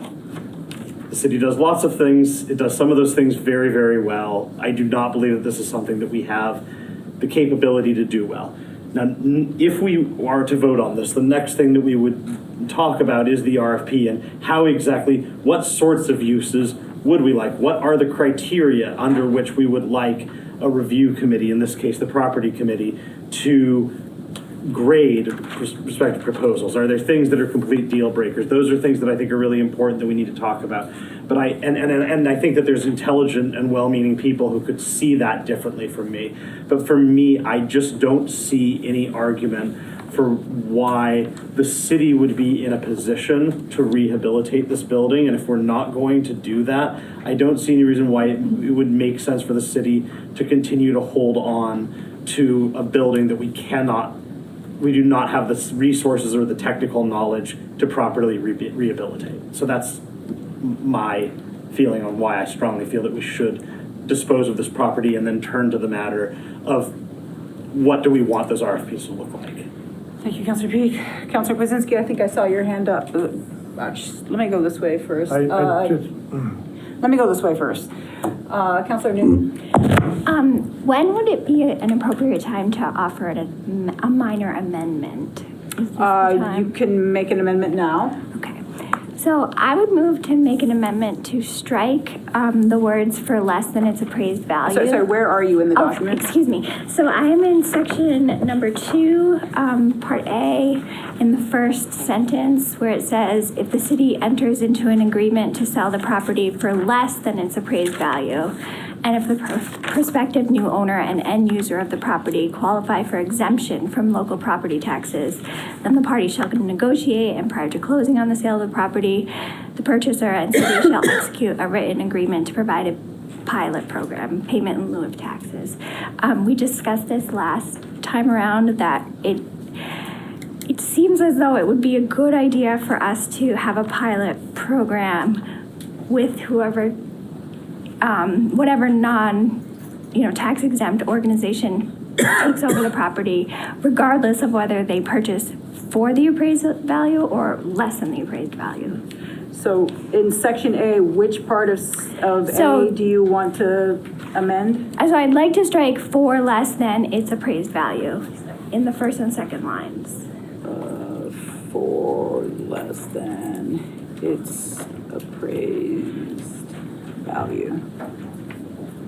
So for less than its appraised value, you're wanting to, so you've made a motion to strike "for less than" and its appraised value. Do I have a motion? Do I have a second? I would like to clarify. Councilor Kwasinski? Clarifying question. I wonder if it makes more sense to edit the first conditional clause, therefore removing the words from "if" through and start that paragraph with "if the prospective new owner." So you want to take out the entire first? Conditional clause, if the city enters into an agreement to sell the property for less than its appraised value, and just say if the prospective new owner or end user of the property qualify for an exemption, and then continue the language on from there. I wondered if Councilor Newton would agree that type of an amendment might make more sense. I'll remove my first motion to amend, and is it okay if I offer this amendment? Okay, so I move to amend the proposal so that section A, the words "if the city enters into an agreement to sell the property for less than its appraised value" and are stricken, and we start with "if the prospective new owner."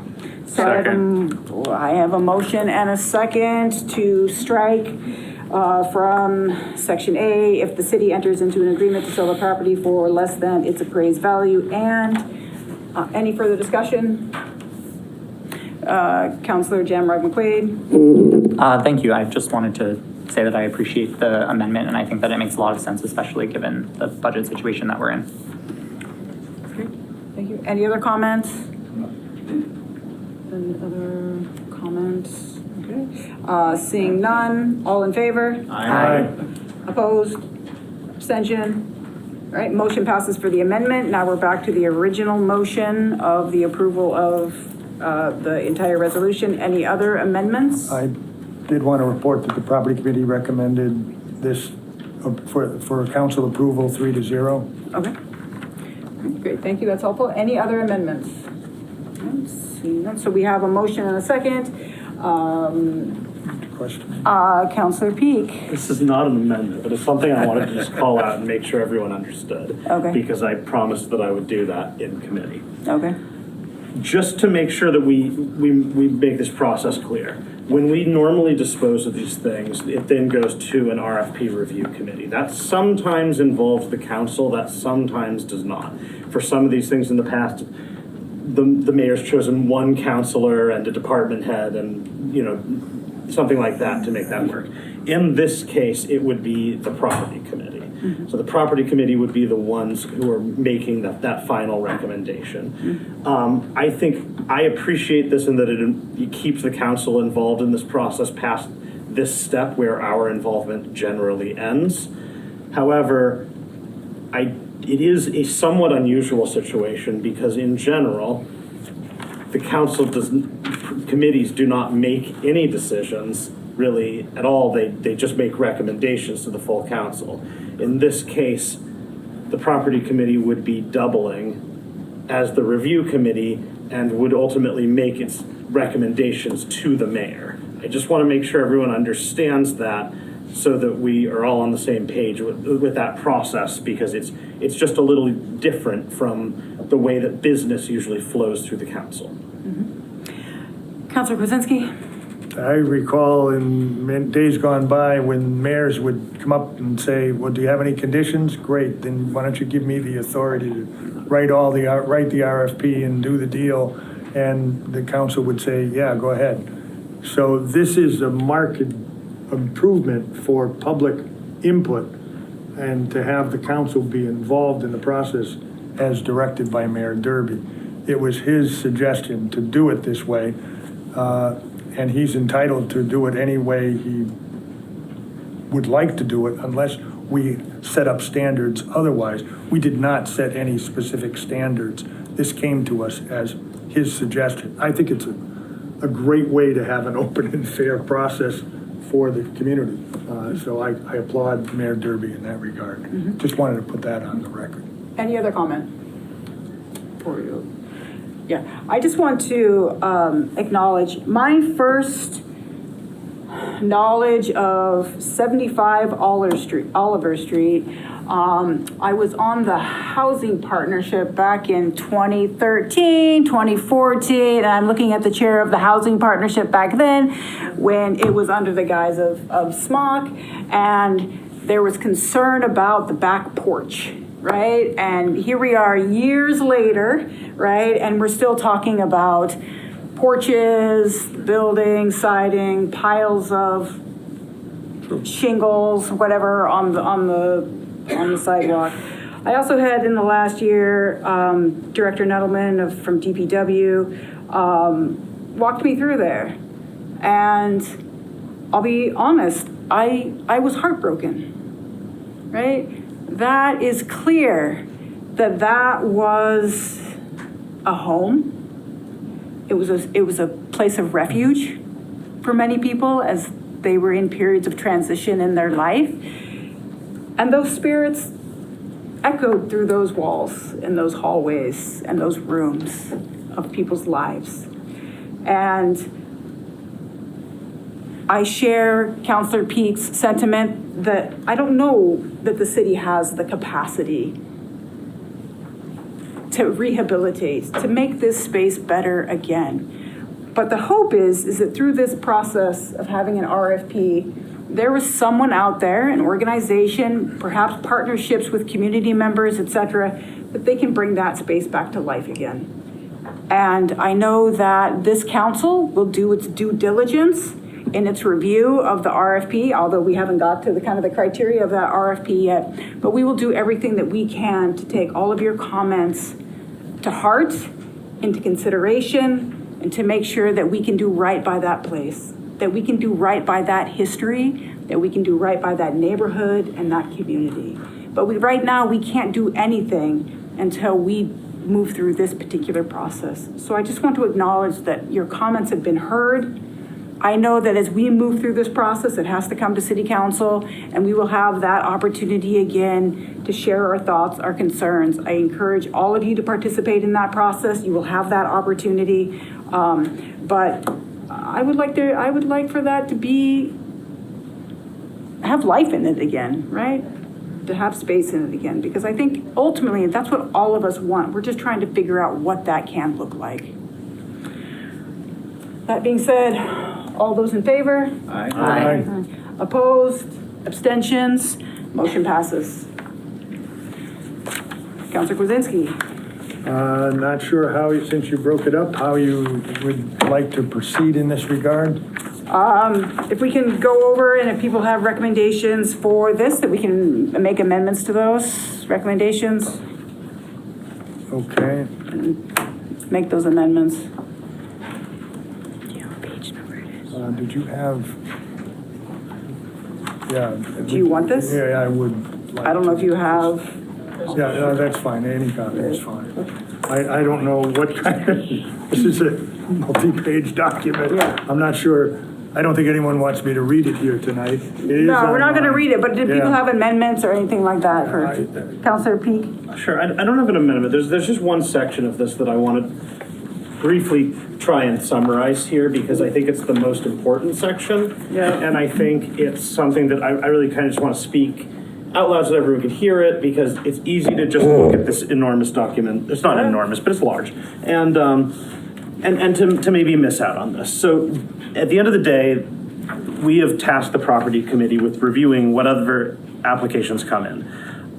We tried really hard to make the language set up in a way that is flexible to a lot of different types of proposals because we don't know who's going to be, I mean, we know there are some people who are interested, but we don't know that that's the extent of it, and we don't know what exactly people will propose once they see this RFP. So, which section are you talking about? yes, so Section 5, comparative evaluation criteria. This is what we would be making a decision based on. And so I just want to make it clear that there's four things here. So the first one is the public benefit. It's the desired benefits include integration of vulnerable and underserved communities in the reuse of the property, creation of partnerships with other organizations in the city, significant investment in the future of the property through capital improvements and added value to the neighborhood. And then it goes through what would count as advantageous down to not acceptable. The second one is consistency with deed restrictions.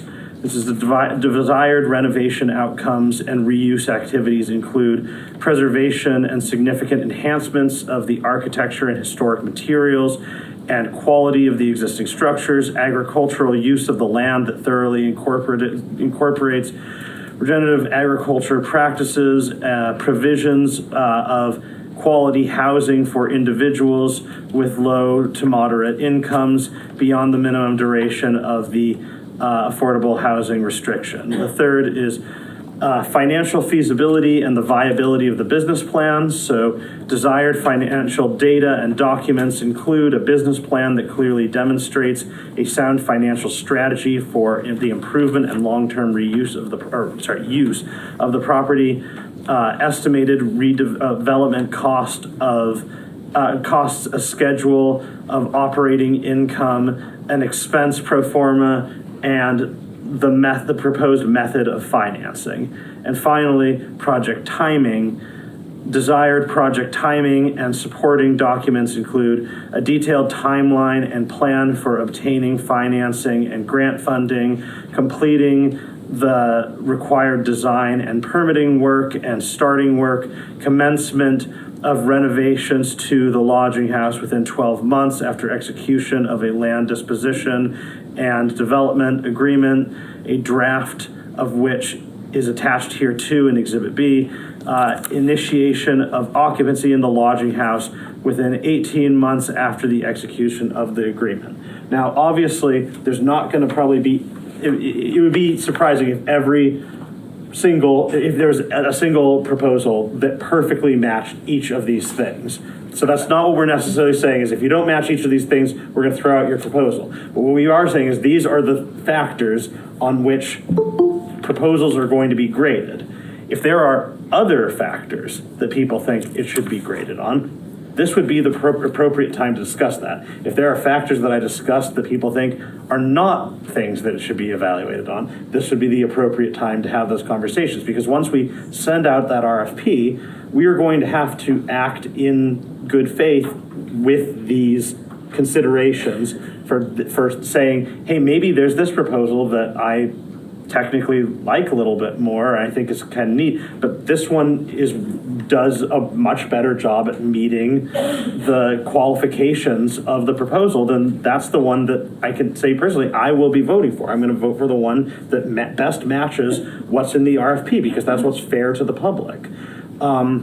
So that, to me, is just as we're getting into this step of the conversation, that's just what I'd really like people to try and talk about a little bit is, given where we are right now, does that feel like a fair criteria for evaluating proposals that come through? Are there things that we're missing? Are there things that we included that we shouldn't? So, sorry, that was a little long-winded, but I think it's important.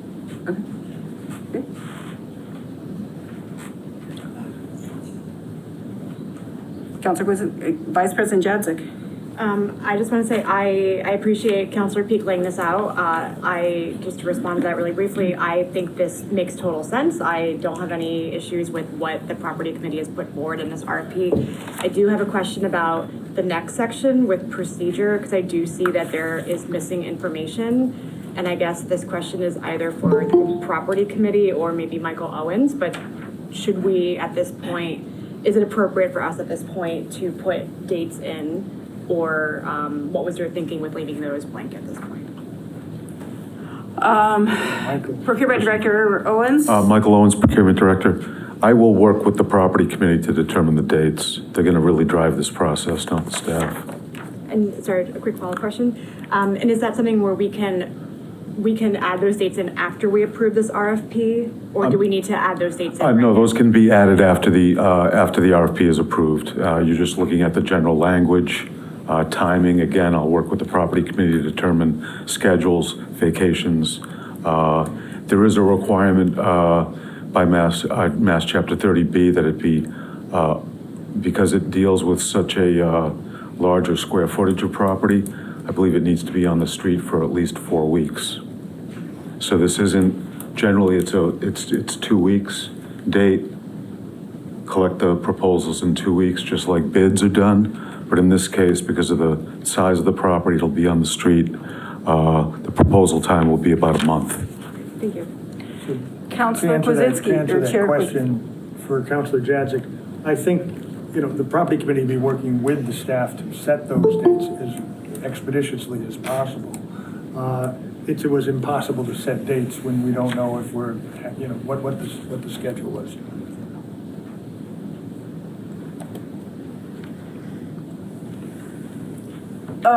Councilor Newton. Can I go back to what Councilor Peak was talking about with the things that are advantageous and whatnot? In part 2 of section 5, I believe, it says that the land thoroughly incorporates regenerative agricultural practices. Is that the same as sustainable, or is that different? I'm not sure that I... Director Emanuel? Please state your name and position. Yep. Director Manuel, Alice Manuel, Director of Planning.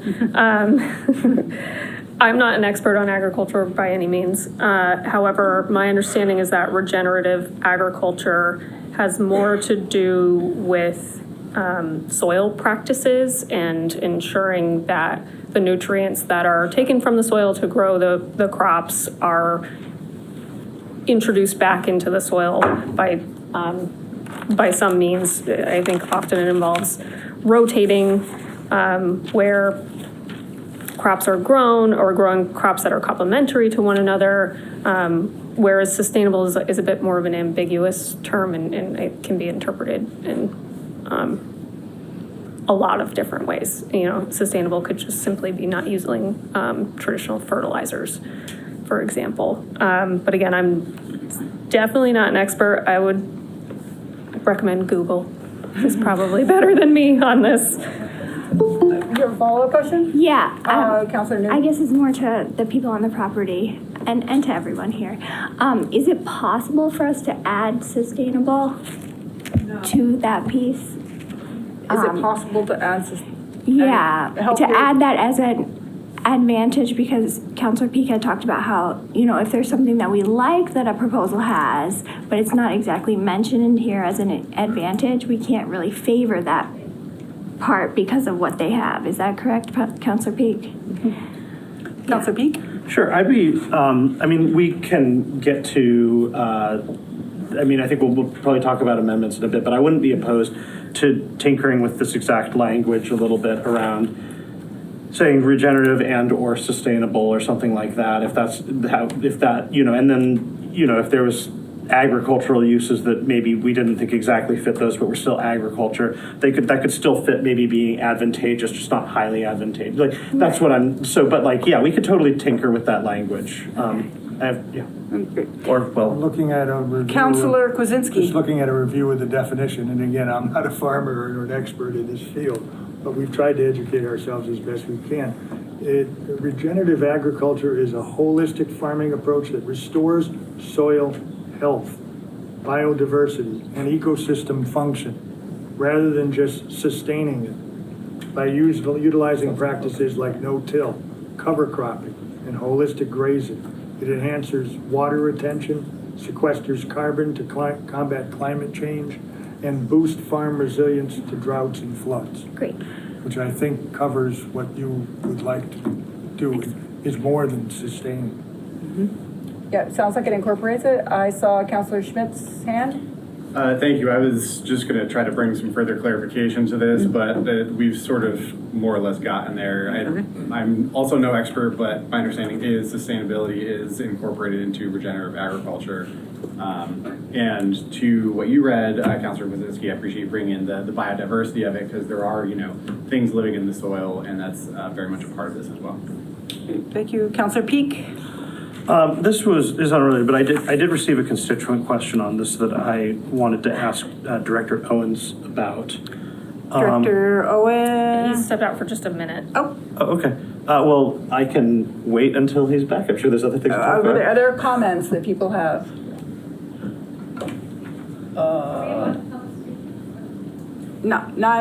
Just 1 second. So no other questions?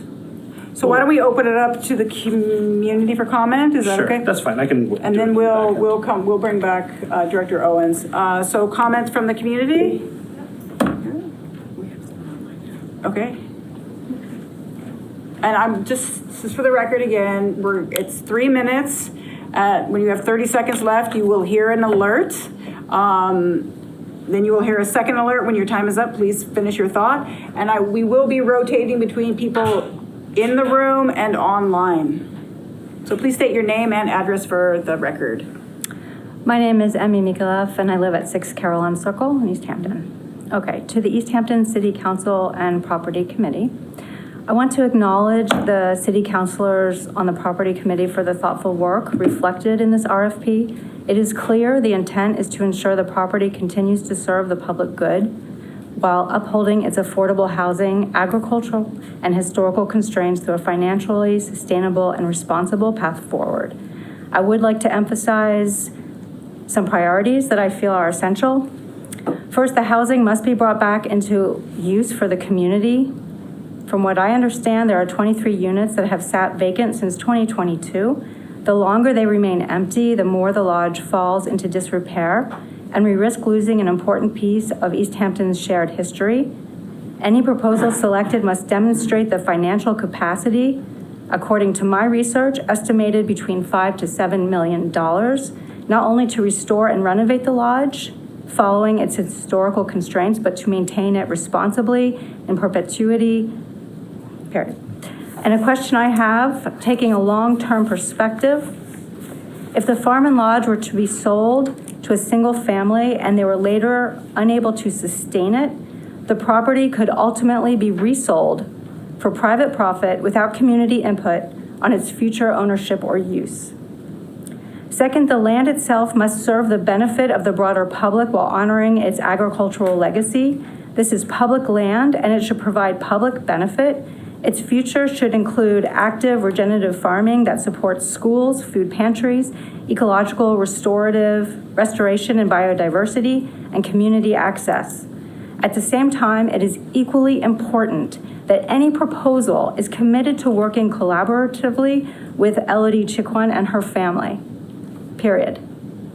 Third, the housing and the land should remain together. Since 1890, they have functioned as one unified property with a shared purpose, supporting the community through housing and agriculture. Separating them would disrupt that legacy.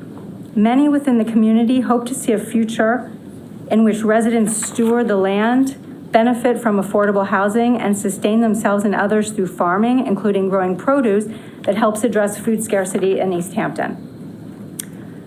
Finally, the selected proposal must be built to last. Public land deserves a plan grounded in strong financial capacity, a sustainable operating model, and committed long-term partners. I do want to say that there have been no official proposals, but there have been proposals being met.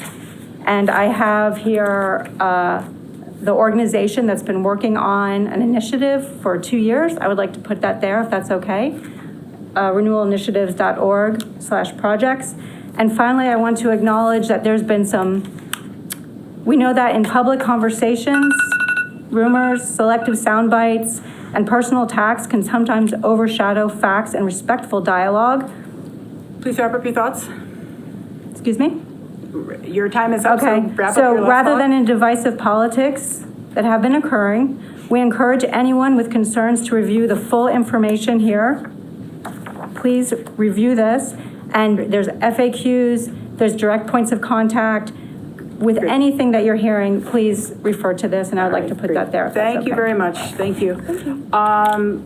Councilor Peak, do you want to answer your question now, or do you want to hear more from the public? Hear from more from the public. All right, so online we have Jackie Brousseau Pereira. Please state your name and address for the record, and you will need to unmute yourself. Oh, you are unmuted, perfect.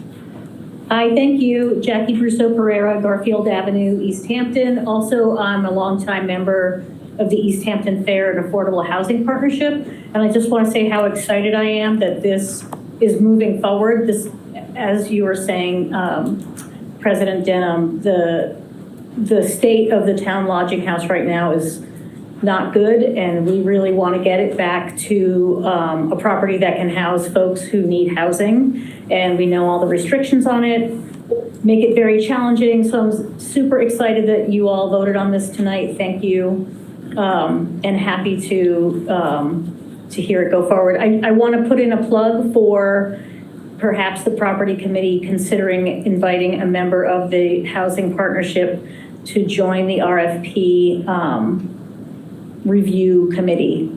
We have, in the past, we have been asked to write RFP requests for proposal, and many of us have lots of skill in thinking about how to work through those kind of processes. So happy to help out. Thank you. Thank you. Please state your name and address for the record. Kathy Wazinski, Overlook Drive. I'm very excited about this proposal. I would ask that we include in the RFP review process the Agricultural Commission, either by having a member on the review committee and the Historical Commission. I think the discussion about regenerative agriculture just now makes the point about why you might need some expert assistance in reviewing proposals for their agricultural benefit to our community. So I would ask that you include someone with that expertise. Both of those committees have pretty much been left out of this process, and that's really disappointing. So it would be great to include someone from each of those committees in the review process. Thank you. Great, thank you very much. Councilor Kwasinski, there was a question regarding the sale of the farm and lodging. Do you want to answer that question? To refresh my memory.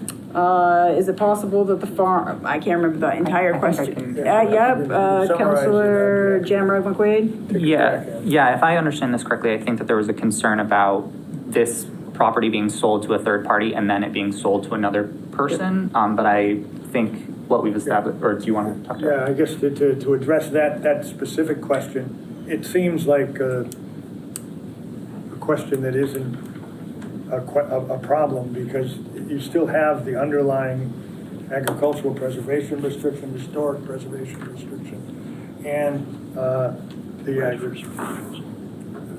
agricultural, historic, and the affordable housing. So all those restrictions are there, given that the property would get sold, that some part of the parcel is covered by those restrictions. Yeah, and if I can also add, I think we've also added the provision of right of first refusal for the city in this process. So that Councilor Kwasinski? Yes, we did add that into the mix with there is a right of first refusal, so that the city would have the right to match any offer given by anyone else, and to in fact assign that offer, if necessary, to somebody else. Great, thank you for that. Please state your name and address for the record. Hi, I'm Carol Broder, 72 Oliver Street. I'm curious of who's on the City Council Property Committee is a question.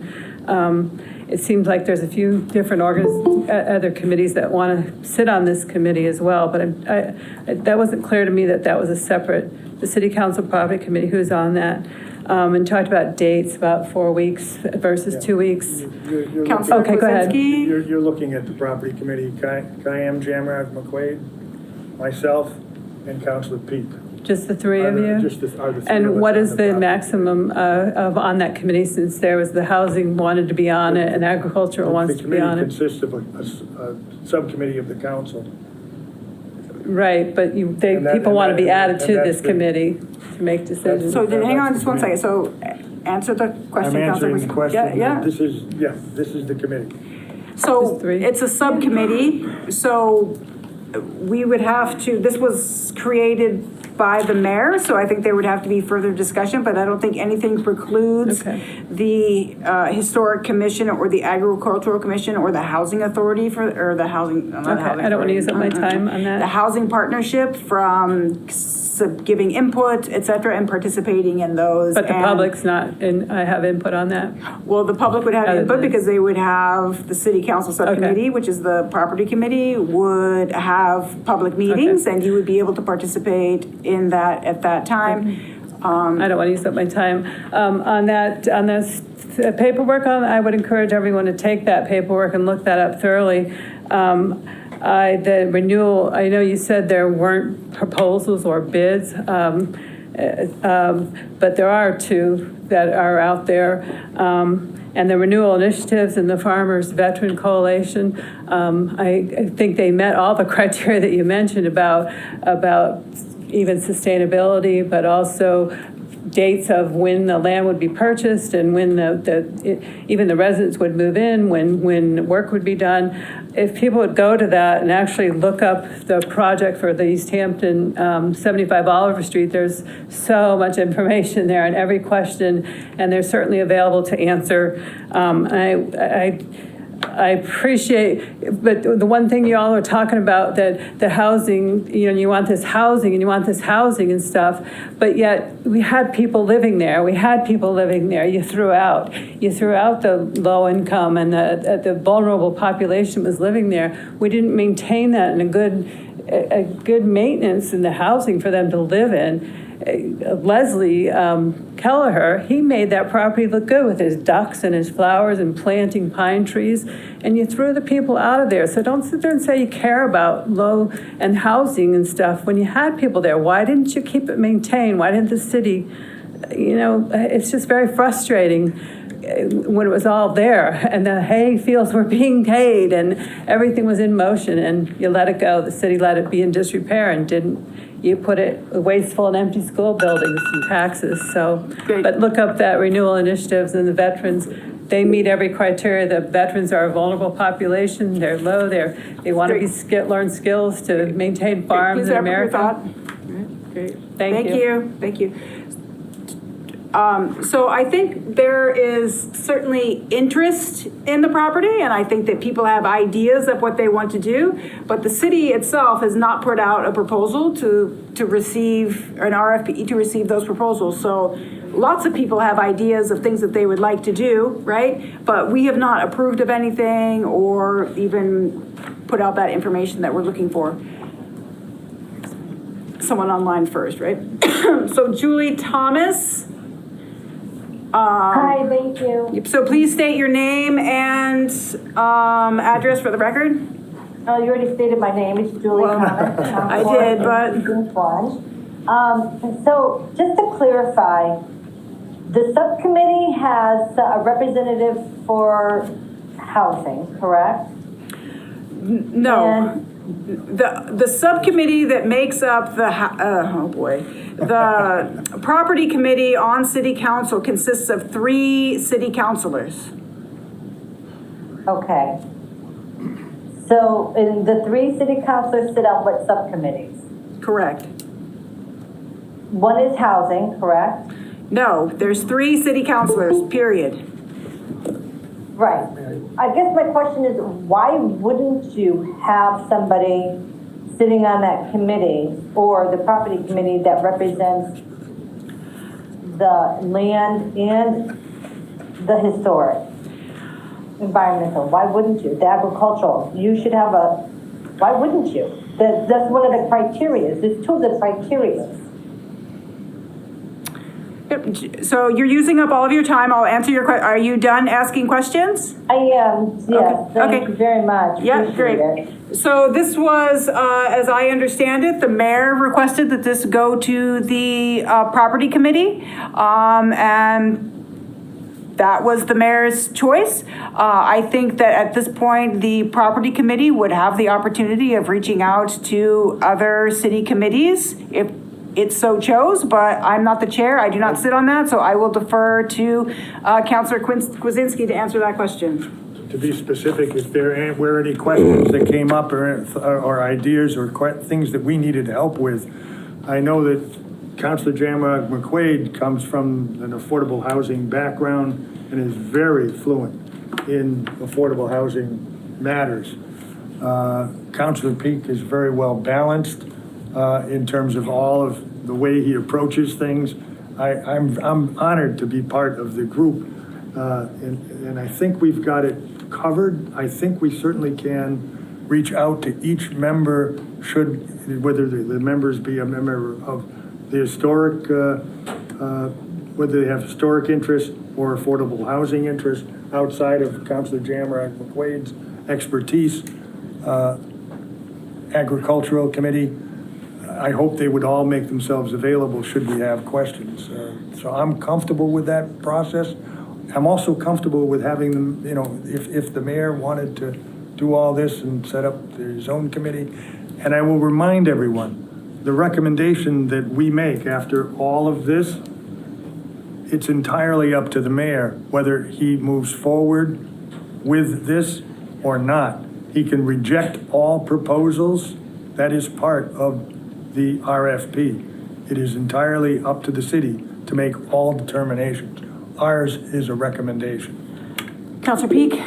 Yeah, I mean, I'm hearing this feedback and I think it's good. We did, as part of the thing that we just did, the resolution, we did sort of set the review committee, but what I think I would like to do, hearing this feedback from various people, would be to say that when we do receive proposals, I think it would be a good idea to send, rather than pick an individual from each committee, I'd like to send these proposals to the committees so that they can look them over with their various lenses of expertise and provide comments. I would welcome that we then could use to incorporate into our own findings. That way we get the diversity of the views within each of those committees.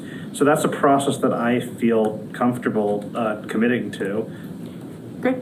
I do also. Thank you. Awesome, thank you. That's a good suggestion. I just wanted to, Councilor Smith. I'd like to add the Bees Committee to that as well. So, consideration for the Bees Committee as well to be sent, yeah?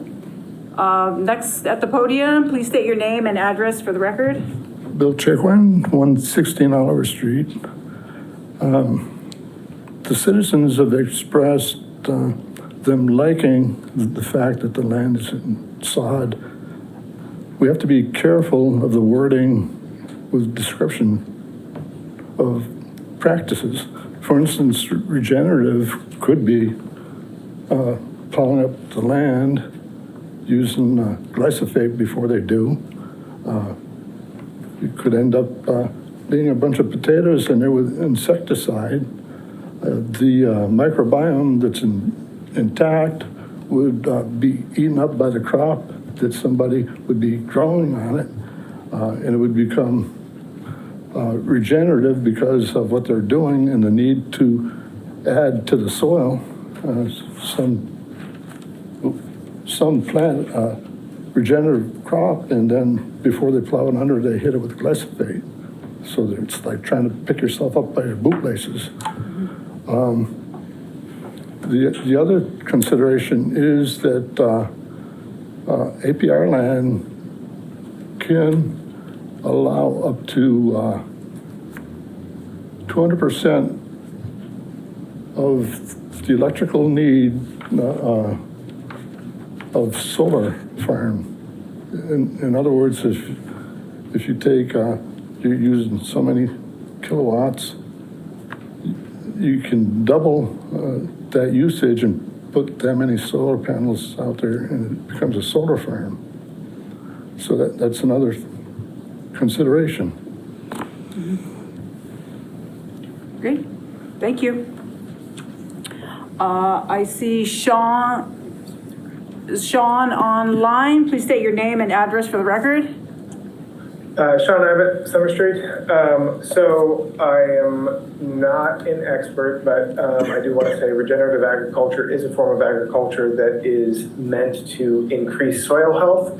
But along with soil health increasing, it is, two of the factors that go into something really being considered regenerative agriculture is that soil health helps with water retention. So you get a lot more water infiltration, which then, does help the aquifer.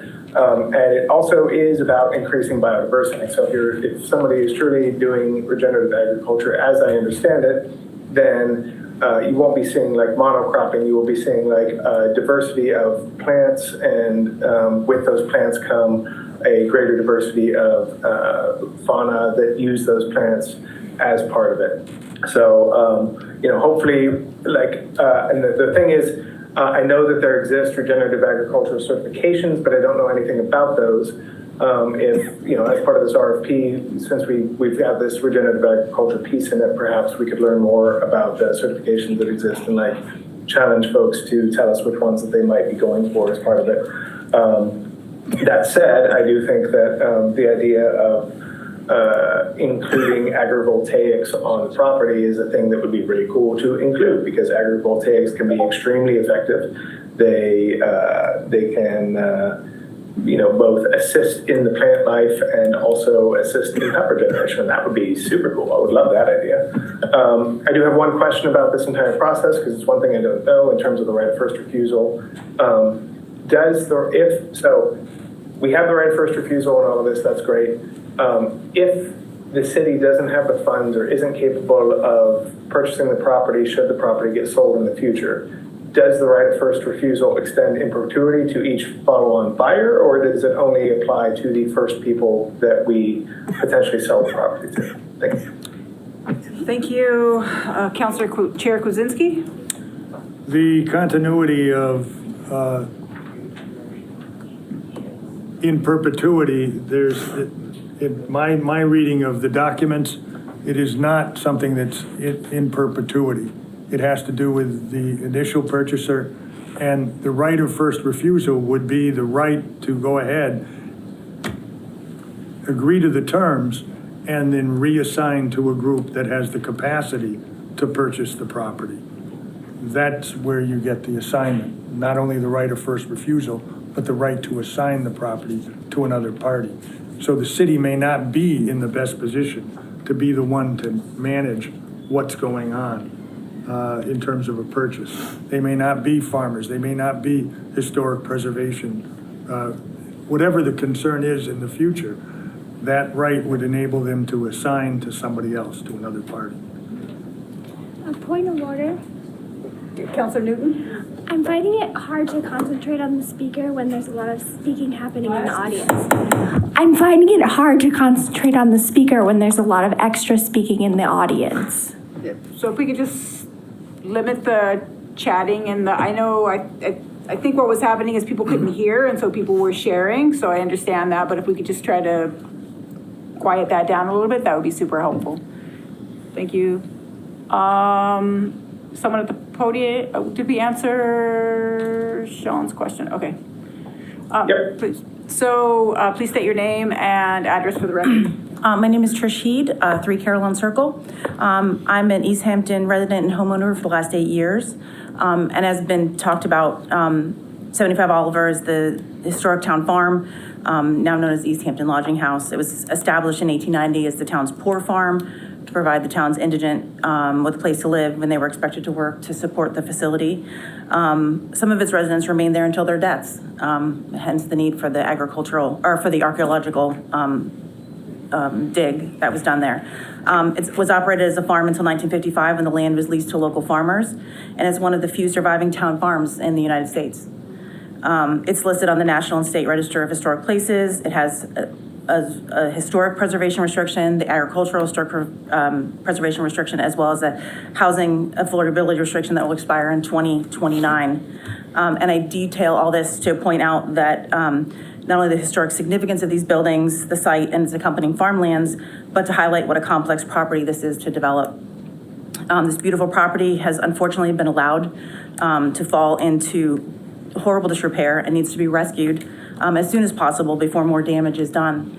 The 23 current units have sat vacant for the last 4 years when the contract was not able to be continued because the residents that were living there were not able to continue to live there because of the disrepair of the property. These historic buildings and land as a whole were gifted to the town and the community to be used, enjoyed, and benefit the entire community. And that is what my family and I would hope to continue to happen. Keeping the parcel intact is imperative and remains in the spirit of this historically significant place. The main house could benefit many with its current footprint, while its land could be worked to feed schools, food pantries. Local farmers could continue to provide home and benefit local farmers while continuing to provide homes for local wildlife and contribute to our local ecosystem. Everyone, I've heard this said several times about the fact that it has all these restrictions on it, but I don't want to discount the acre that everyone, talks about, but then just glosses over. From my research, 2 to 5 single-family homes, 10 to 20 townhouses, and up to 50 units, multi-story units, can fit in an acre.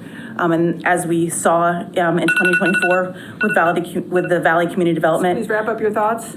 This is not a site that's suited for multi-unit development. Please wrap up we your have plenty thought. of that here in town.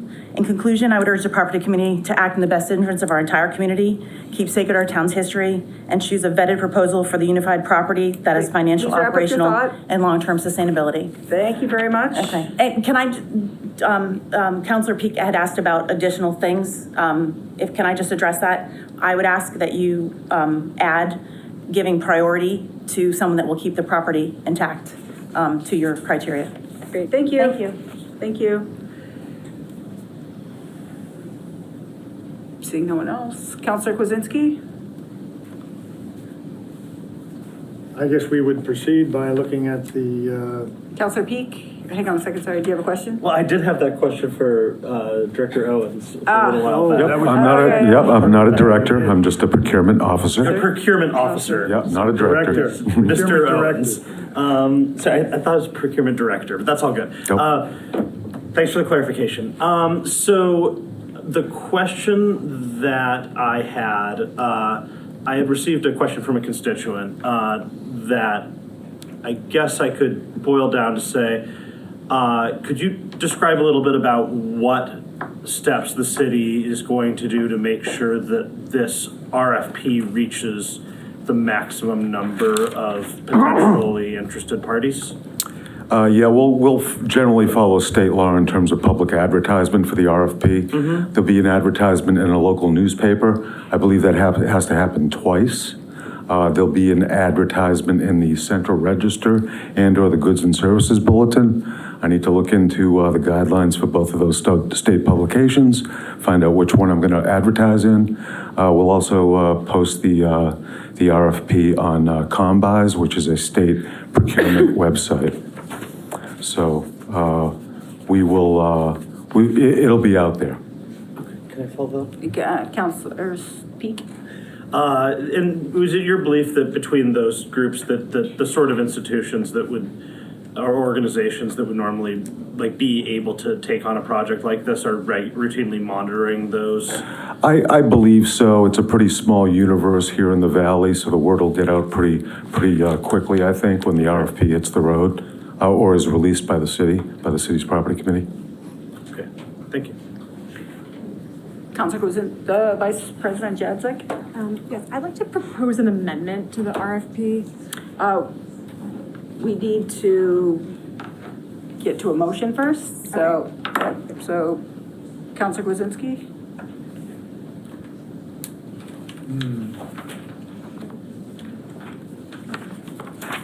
Or Chair Kwasinski, I should say.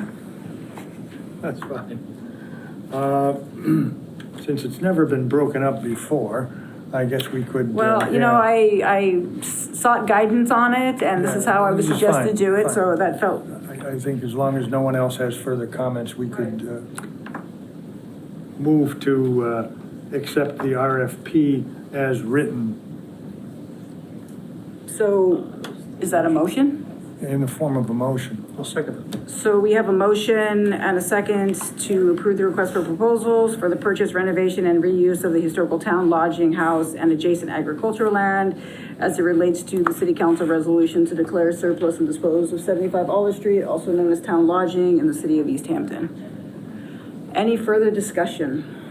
Vice President Jadzik. Yes, I'd like now to propose an amendment to section 8, general terms and conditions, item 3.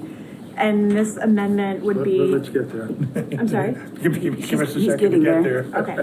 Section 8, general terms and conditions, item 3. Yeah. This would be to align with the amendment that Councilor Newton had proposed and was passed with the resolution. The same exact amendment would be to strike the first section of that, section 3, the words, if the city enters into an agreement with a proposer to sell the property for less than its appraised value and. I'll second that. So we have a motion and a second to strike from section 8, general terms and conditions, 3, if the city enters into an agreement with a proposer to sell the property for less than its appraised value, and any further discussion? Seeing none, all those in favor? Aye. Opposed? Abstain? Motion passes. Chair Kwasinski? I guess I'm mulling, having heard from the public tonight, mulling a possible amendment limiting the number of units on the property for the 1 acre to the 23 that are within the structure. Or is that a given? And I would ask, I'd be happy to have. Planning Director Since Manna? folks are asking, can we build additional units? Can we put additional units? Or would we So limit the this? council already, the planning director, Allison Manuel, the council already voted on the conditions of the sale and disposition of the property. Yeah. So I don't really, unless you go back to that, I don't see that. I mean, you can I guess add it as a preference in the review criteria in the RFP, but it's not, you know, you didn't include it in the conditions of the sale and disposition, or the surplus and disposition motion. Counselor Peak? I think my general thinking is, you know, that within sort of the public benefit section of the RFP, part of the thing is, you know, adding value to the neighborhood. So I think if there was a particular proposal that were to come up where what was being proposed, we felt was, for one reason or another, including what was being proposed to be built, really not conducive with the well-being of the neighborhood, then we would have the ability to ding that proposal within the public benefits section. I hear that. Is my thought. There's some logic to that. I think that's where I would say, well, I have a problem with it here because of this element of it. I mean, that's not to say that there's not, like, you know, depending on what something would actually look like, it could be that somebody does something very clever and innovative, and I feel quite comfortable with it, but I don't know, I'd have to see it. That's my feeling on it. Councilor Jamrod McQuaid? Yeah, thank you, Madam President. I just want to add that affordable housing developers in general are already constrained in so many ways, and they have to jump through so many hoops to make these projects pencil out. On this specific property, they have those additional restrictions that they have to meet. So I think that it's a little bit self-sabotage to add more conditions to the reuse of the property. If a developer, within all these restrictions, within this footprint that they're allowed to work within, and also within the historic preservation of the property, if they're able to present something that pencils out, that provides more units, I don't think that we should shy away from that, is how I see it. Councilor Newton? I think that we should consider adding in our preferences, and I'm not sure whether it would go in part 2, which is the consistency with deed restrictions, or in a different part, but I think we should add something about a preference for green building practices, such as LEED certification. Director? Yes, it just, the city has the city opted into the specialized code. Thank you very much. That was the word I was looking for, which I'm not an architect, but it might exceed the LEED certification. Great. Okay. So, and that's required of everybody. Thank you. Councilor Marquis? I want to echo a couple of the public comments we received about this along with some emails I received, and I would like to see that priority is given to bidders who are intending to keep the property intact. I don't know where it's at, but I'm just voicing my opinion. Councilor Peak? I think that to some extent, Director Manuel sort of spoke a little bit to this earlier, that there's sort of an implicit preference there, because anyone who were to propose a project that would require the division of the property would have to jump through a lot of additional hoops when it comes to laying out how they intend to handle that from a zoning perspective, which would not be a trivial situation. So for me, I feel like I hear that sentiment where that's coming from, but I kind of feel like that's already, like if somebody were to do something like that, they would already face an uphill situation relative to a similar proposal that did not do that. Like if I had to choose between two equal proposals and one of them had that situation, that to me would be just from, I guess I'd put that down in the sort of financial feasibility and validity of the business plan thing. If they were proposing something that did introduce some additional zoning issues, that would be a consideration. Councilor Marquis? Thank you, Madam President. I do remember Director Manuel's speaking about this, and I did hear this type of language coming out of the RFP. I just would be remiss if I didn't speak to it and put it on record that I've received emails, and I've heard several folks in the room speak that they have a personal preference of keeping this property together at the time being.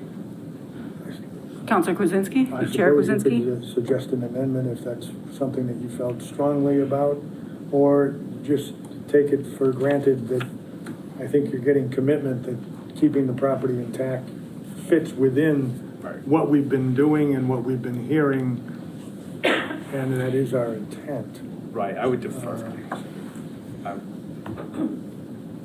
I would defer to the experts of the property committee.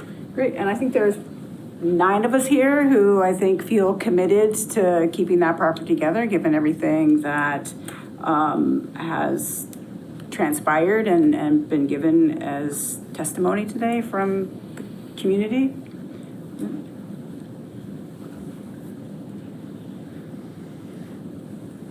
Councilor Chair Kwasinski?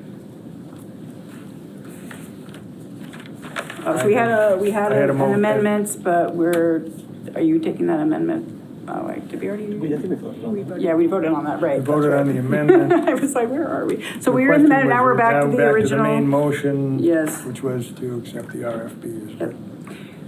All right, so any other comments, other further amendments? All right, so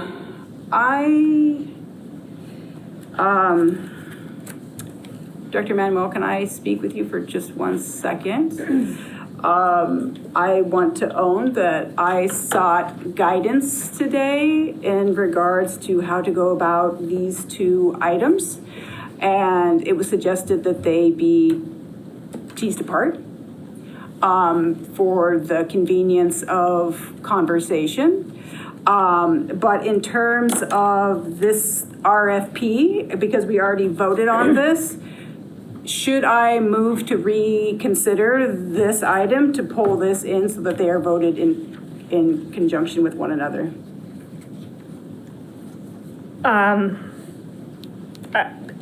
I don't want to overcomplicate it. I think Yes. it's already overcomplicated. However, yes, you don't have it on the agenda to vote on the RFP Yes. exclusively. So I wanted to say previously, I think it might be inappropriate to vote on it independently. Yep. So that was my misunderstanding when that was mentioned earlier. Like I said, I sought guidance earlier today, and this is how it was suggested to me to navigate this.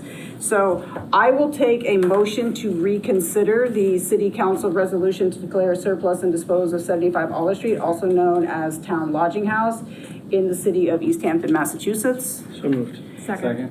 So I have a motion and a second to reconsider the resolution, City Council resolution to declare surplus of disposal of 75 Oliver Street, also known as Town Lodging House in the city of Easthampton, Massachusetts. Any further discussion? Seeing none, all those in favor? Aye. Opposed? Abstention? Motion passes.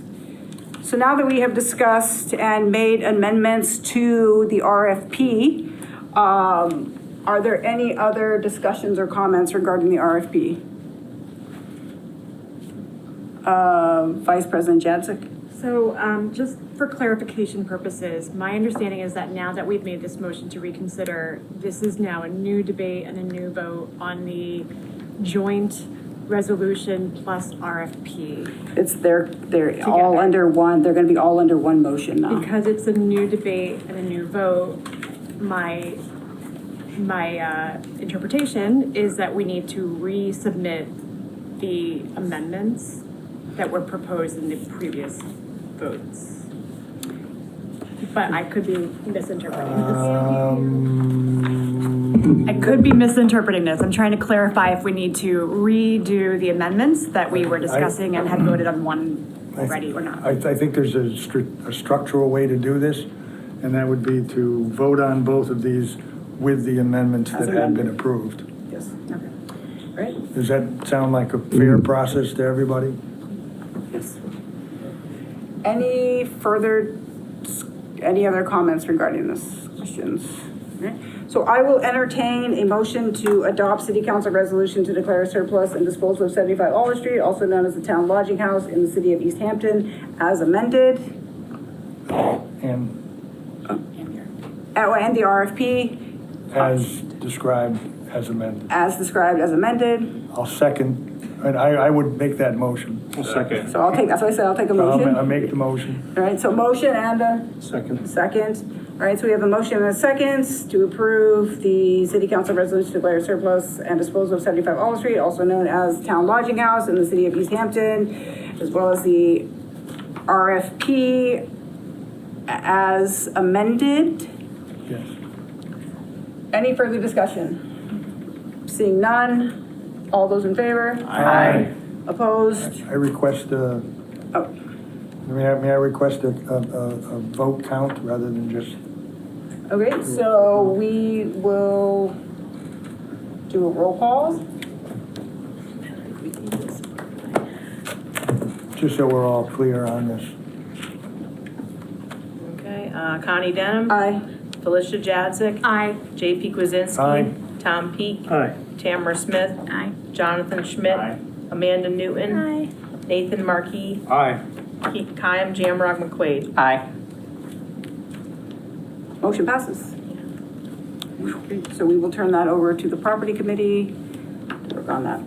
I want to ask the council a procedural question. It is 8:44 and we have another item on the agenda for the public hearing. We also have the mayor's budget. I would entertain a motion to continue the item for affordable and fair housing partnership zoning ordinance recommendations, including 1 through 5. So moved. Second. I have a motion and a second to continue the affordable and fair housing partnership zoning ordinance recommendations, the public hearing, for May 20th at 6:15 in these chambers. Any further discussion? Counselor Peak? Just before we say, do you have a sense of any other large things that might be during that meeting? Like, are we just shooting future us in the foot? Because otherwise I'm all for It was this. supposed to be the wetlands ordinance. We have the wetlands ordinance. Well, we can do wetlands. One It's CP. better. Yeah. Okay. And one CPA item.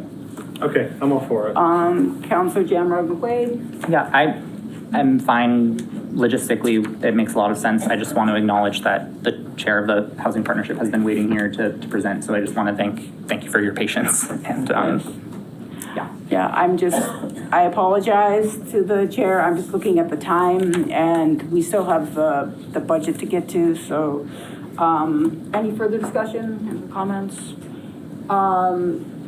So we have a motion and consent, all in favor? Aye. Opposed, abstentions? Great. So, motion passes. So I will take a motion to continue the public hearing for May 20th at 6:15 in these, we just did the, sorry. No. Motion to close public hearing. Yeah, motion to close public hearing. Second. Motion and second to close public hearing. Any further discussion? All those in favor? Aye. Opposed, abstentions, motion passes. Counselor Peak, I saw your hand first. Madam President, could I request a 5-minute Yes. recess?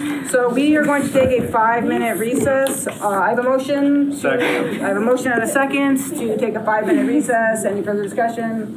All in favor? Aye. Opposed, abstention, motion passes.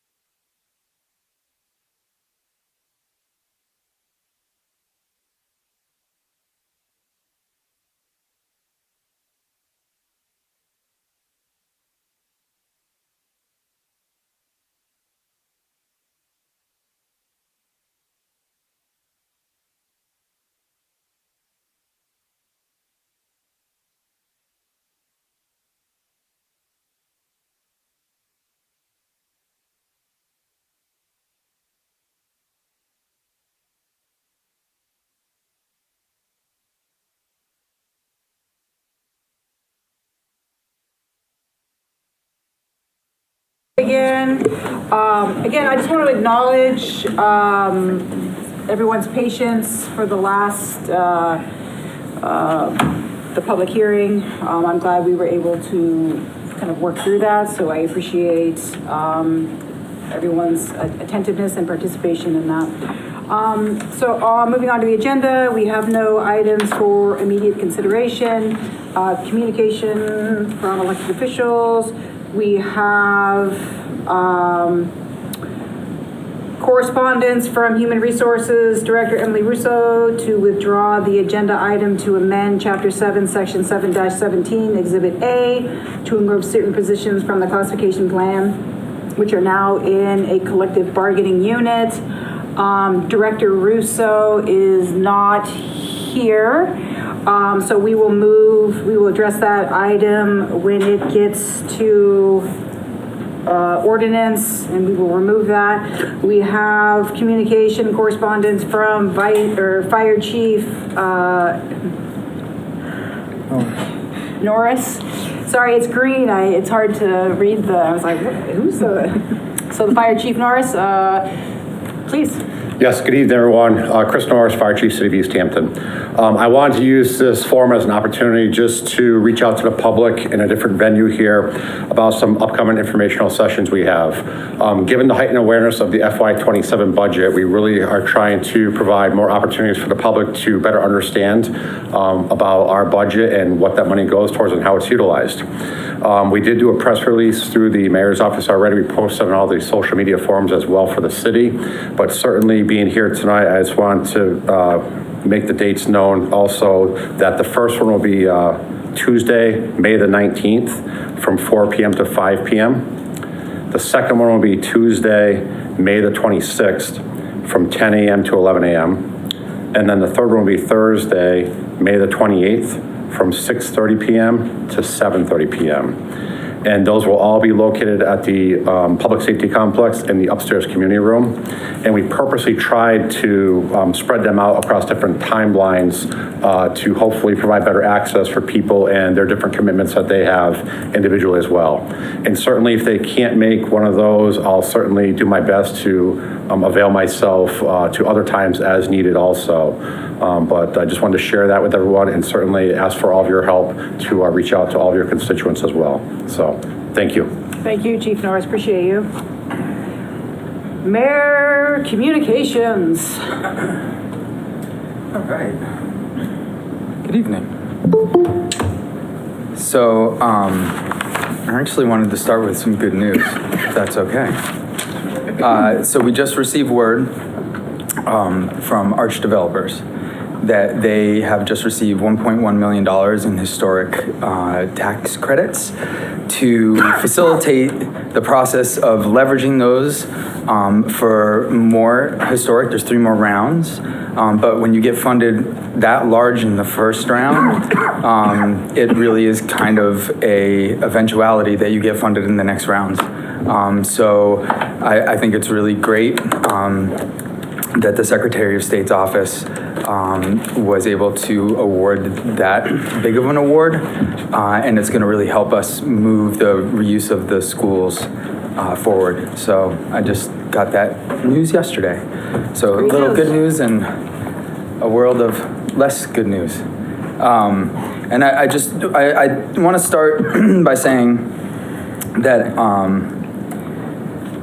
a year ago today, basically, so May 7th of last year, I was in a different position. I was sitting at that table when the former mayor dropped the budget.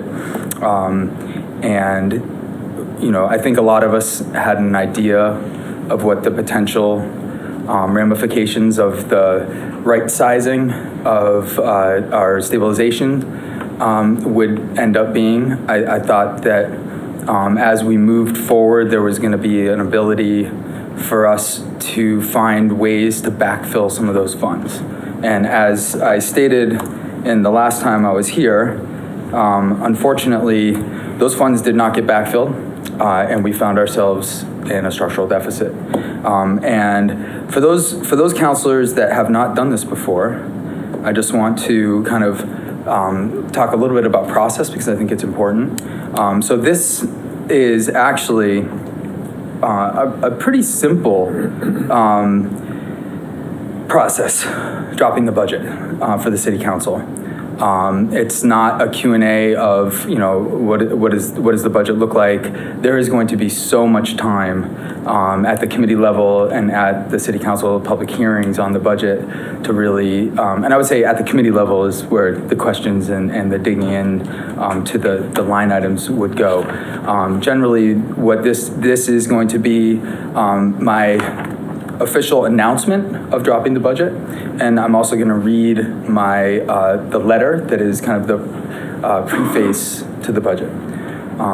So pursuant to section 5.3 or 5-3 of the Easthampton Home Rule Charter, notice is hereby given that Mayor Salem Derby, myself, has presented a proposed budget for the fiscal year beginning July 1st, 2026 to the Easthampton City Council on May 6, 2026. A complete copy of the budget with narratives is available for review online at easthamptonma.gov and during business hours at the Public Safety Building located at 32 Payson, the Council on Aging Building located at 19 Union Street, and at 50 Payson in the City Clerk's and the Mayor's office. And the following is a comparison of the FY26 and FY27 budget proposals as submitted to the City Council. And again, this is just general. So we are actually dropping two budgets.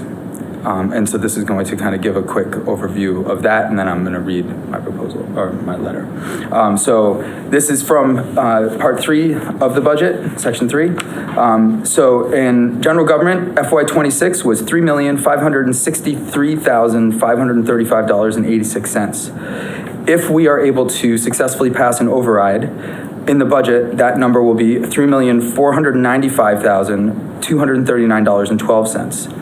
Without an override, it will be $3,240,527.61. Public safety in FY26, $9,010,000, $248.29. With an override, it would be $9,287,000, $202.40. Without an override, it would be $8,468,515.93. Education in FY26 was $794,154. With an override, it would be $24,046,664.66. Without an override, $22,197,850.16. Public Works in FY26, $2,449,717.12. With an override, $2,533,705.06. Without an override, $2,337,921.87. Human Services, FY26, $867,325.38. With an override, $788,489.68. Without an override, $731,183.70. Culture and Recreation, FY26, $816,735. With an override, $835,585.27. Without an override, $775,176.78. Debt, FY26, $5,521,522.53. With an override, $5,547,923.82. Without an override, $5,547,923.882. You'll notice that those two are the same. How come that didn't go down? Yeah, maybe with some restructuring. Unclassified, FY26, $12,757,993.87. With an override, $14,502,761.72.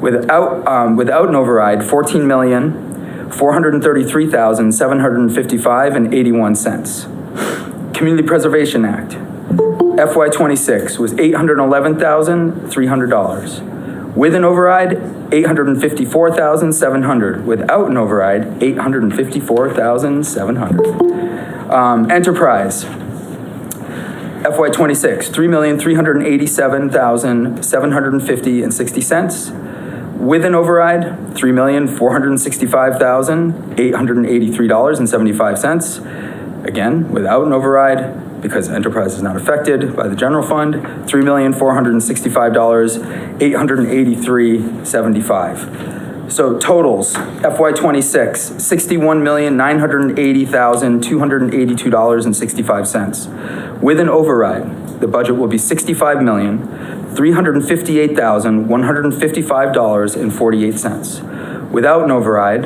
$62,053,439.43. So that's the general overview.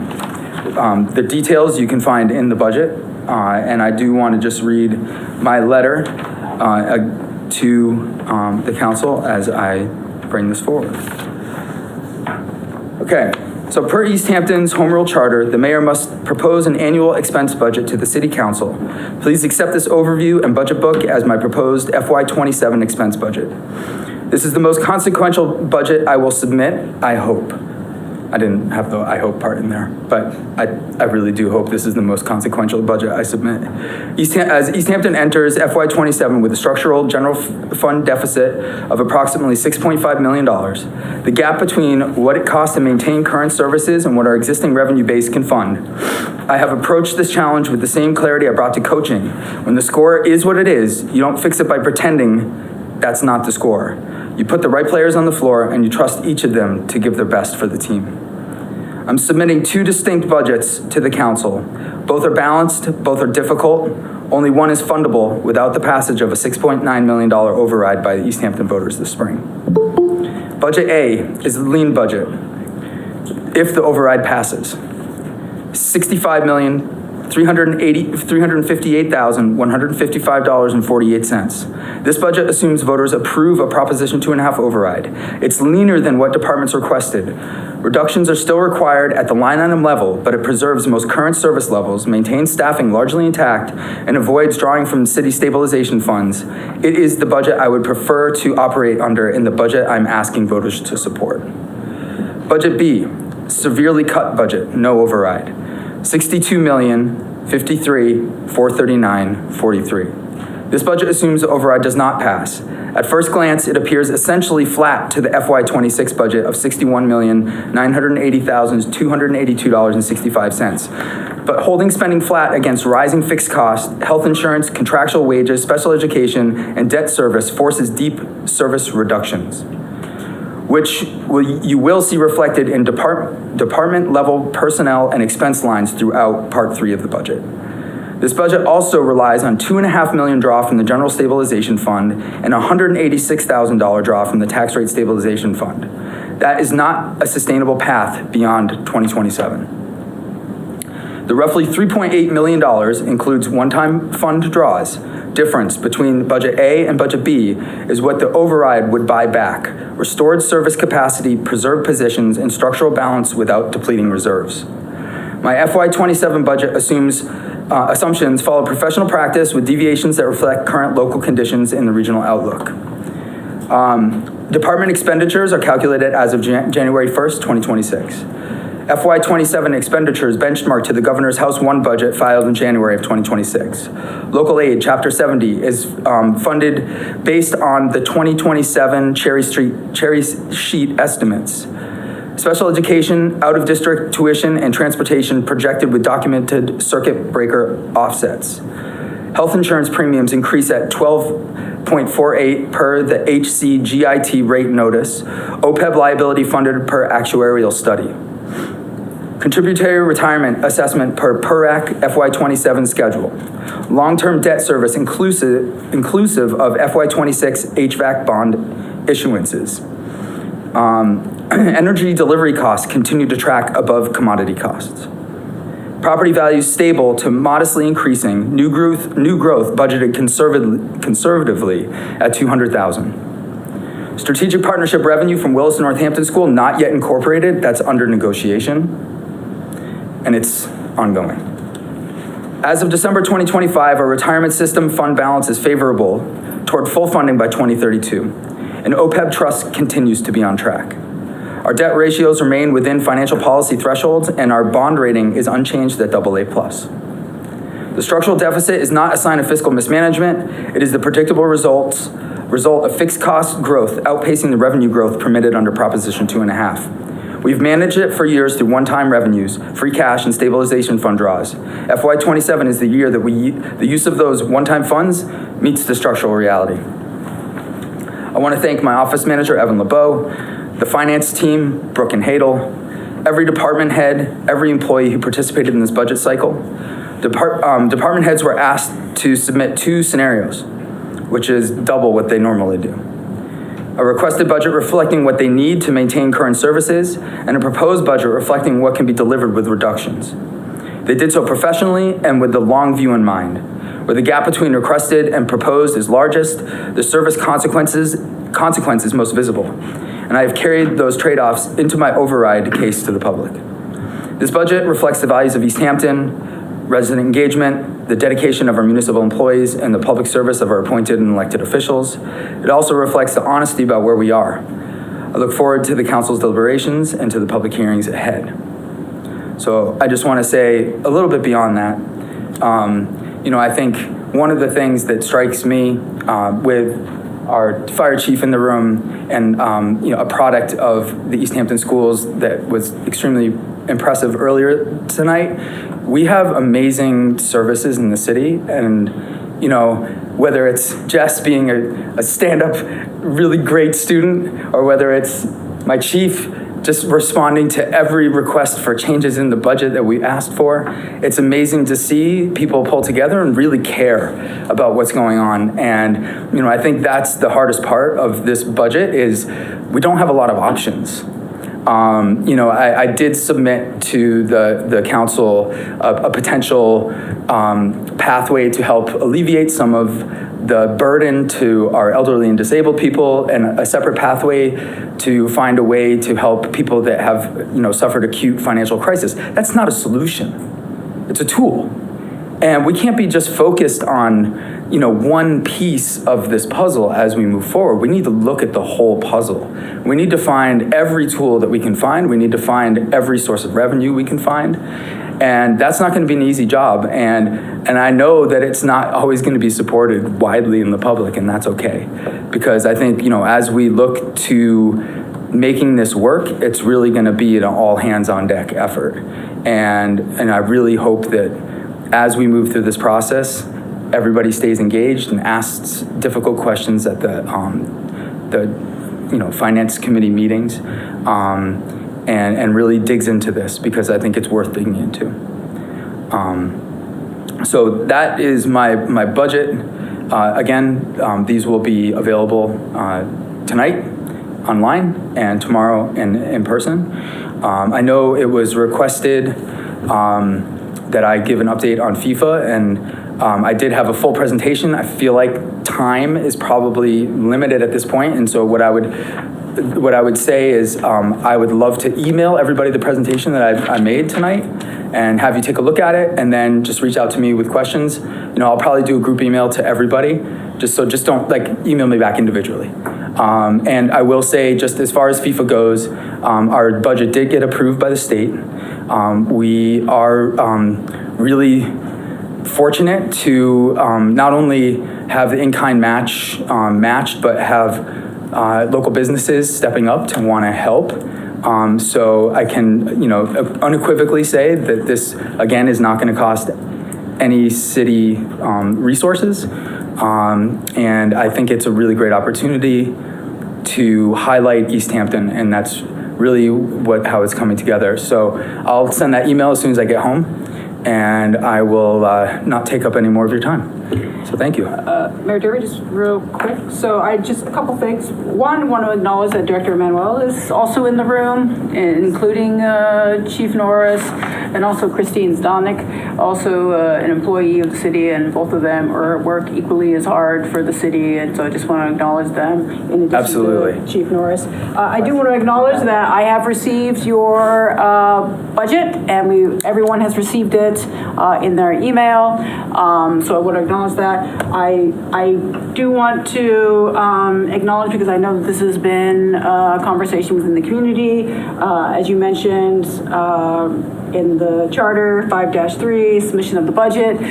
It is due 60 days before the start of the next fiscal year, and we received this at 55 days.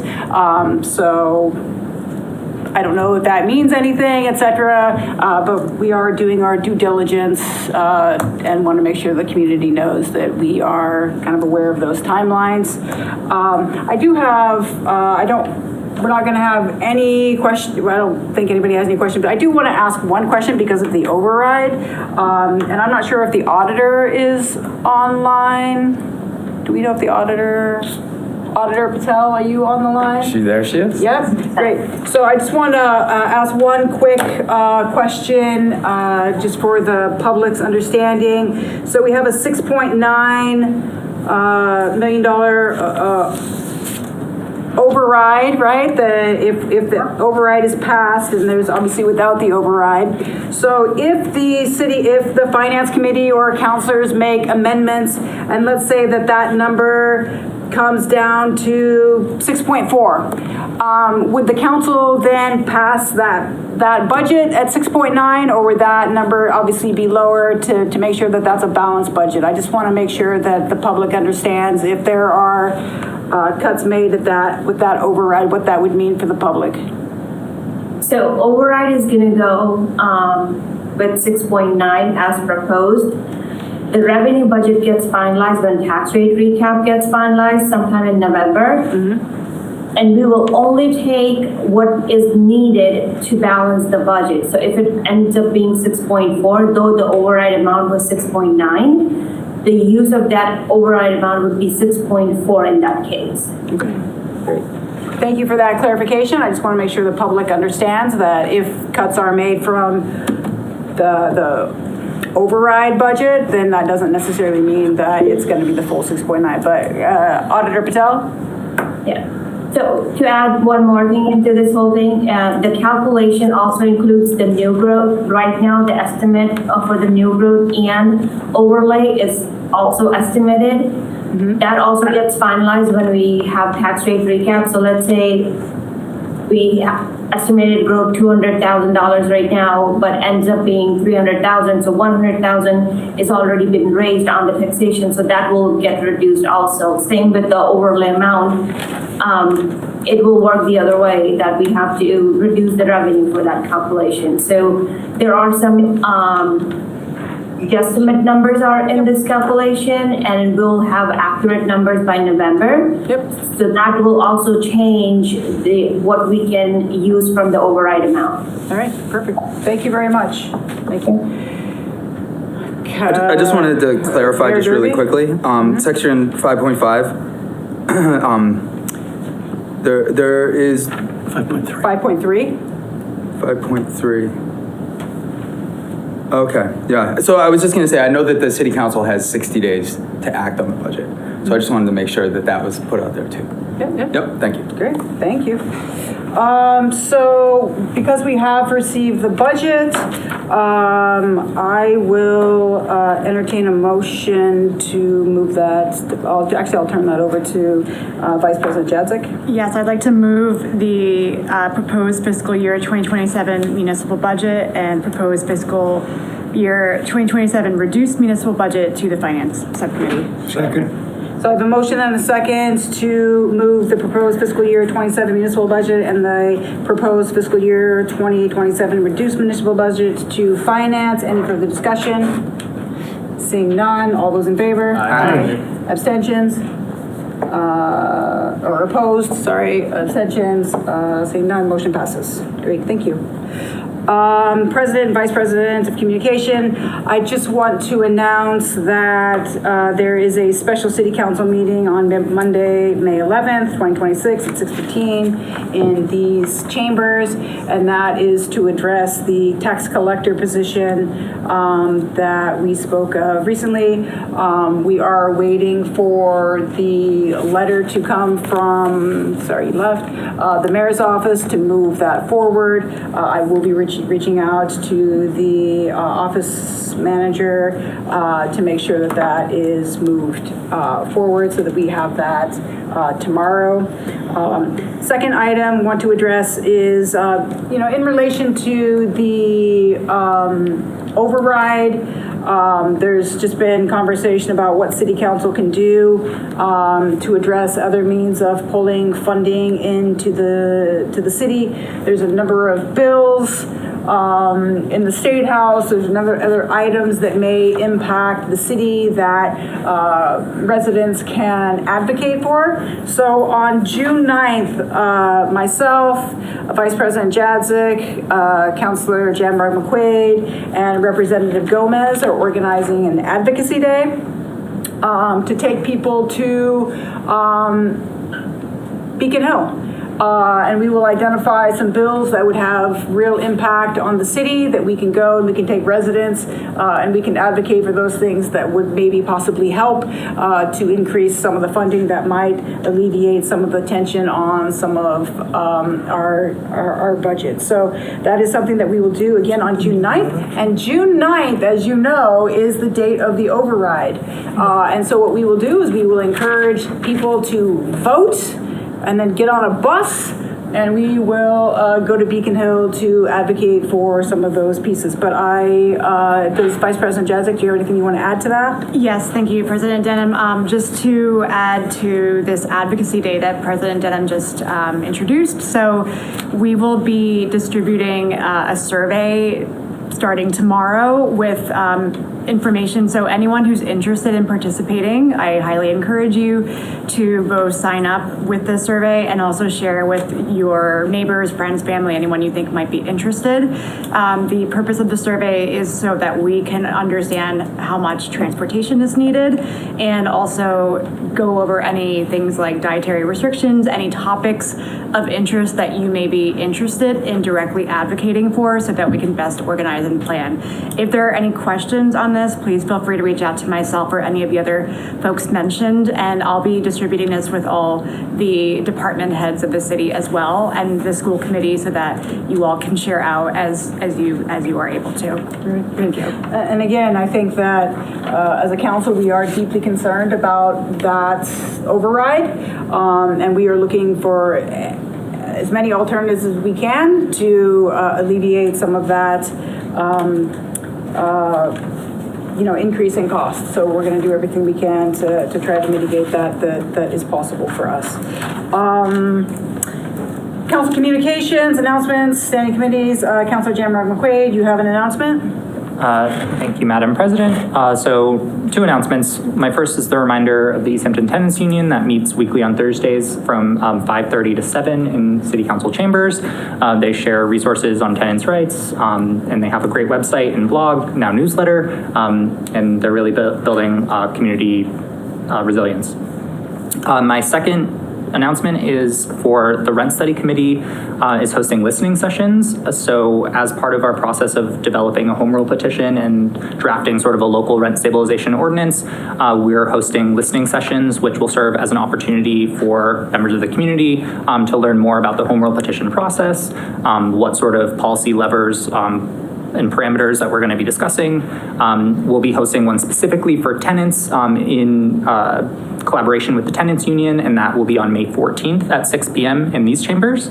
And then we will also be hosting a listening session specifically focused for landlords and developers, and that will be on May 21st at 6 p.m. in Conference Room B.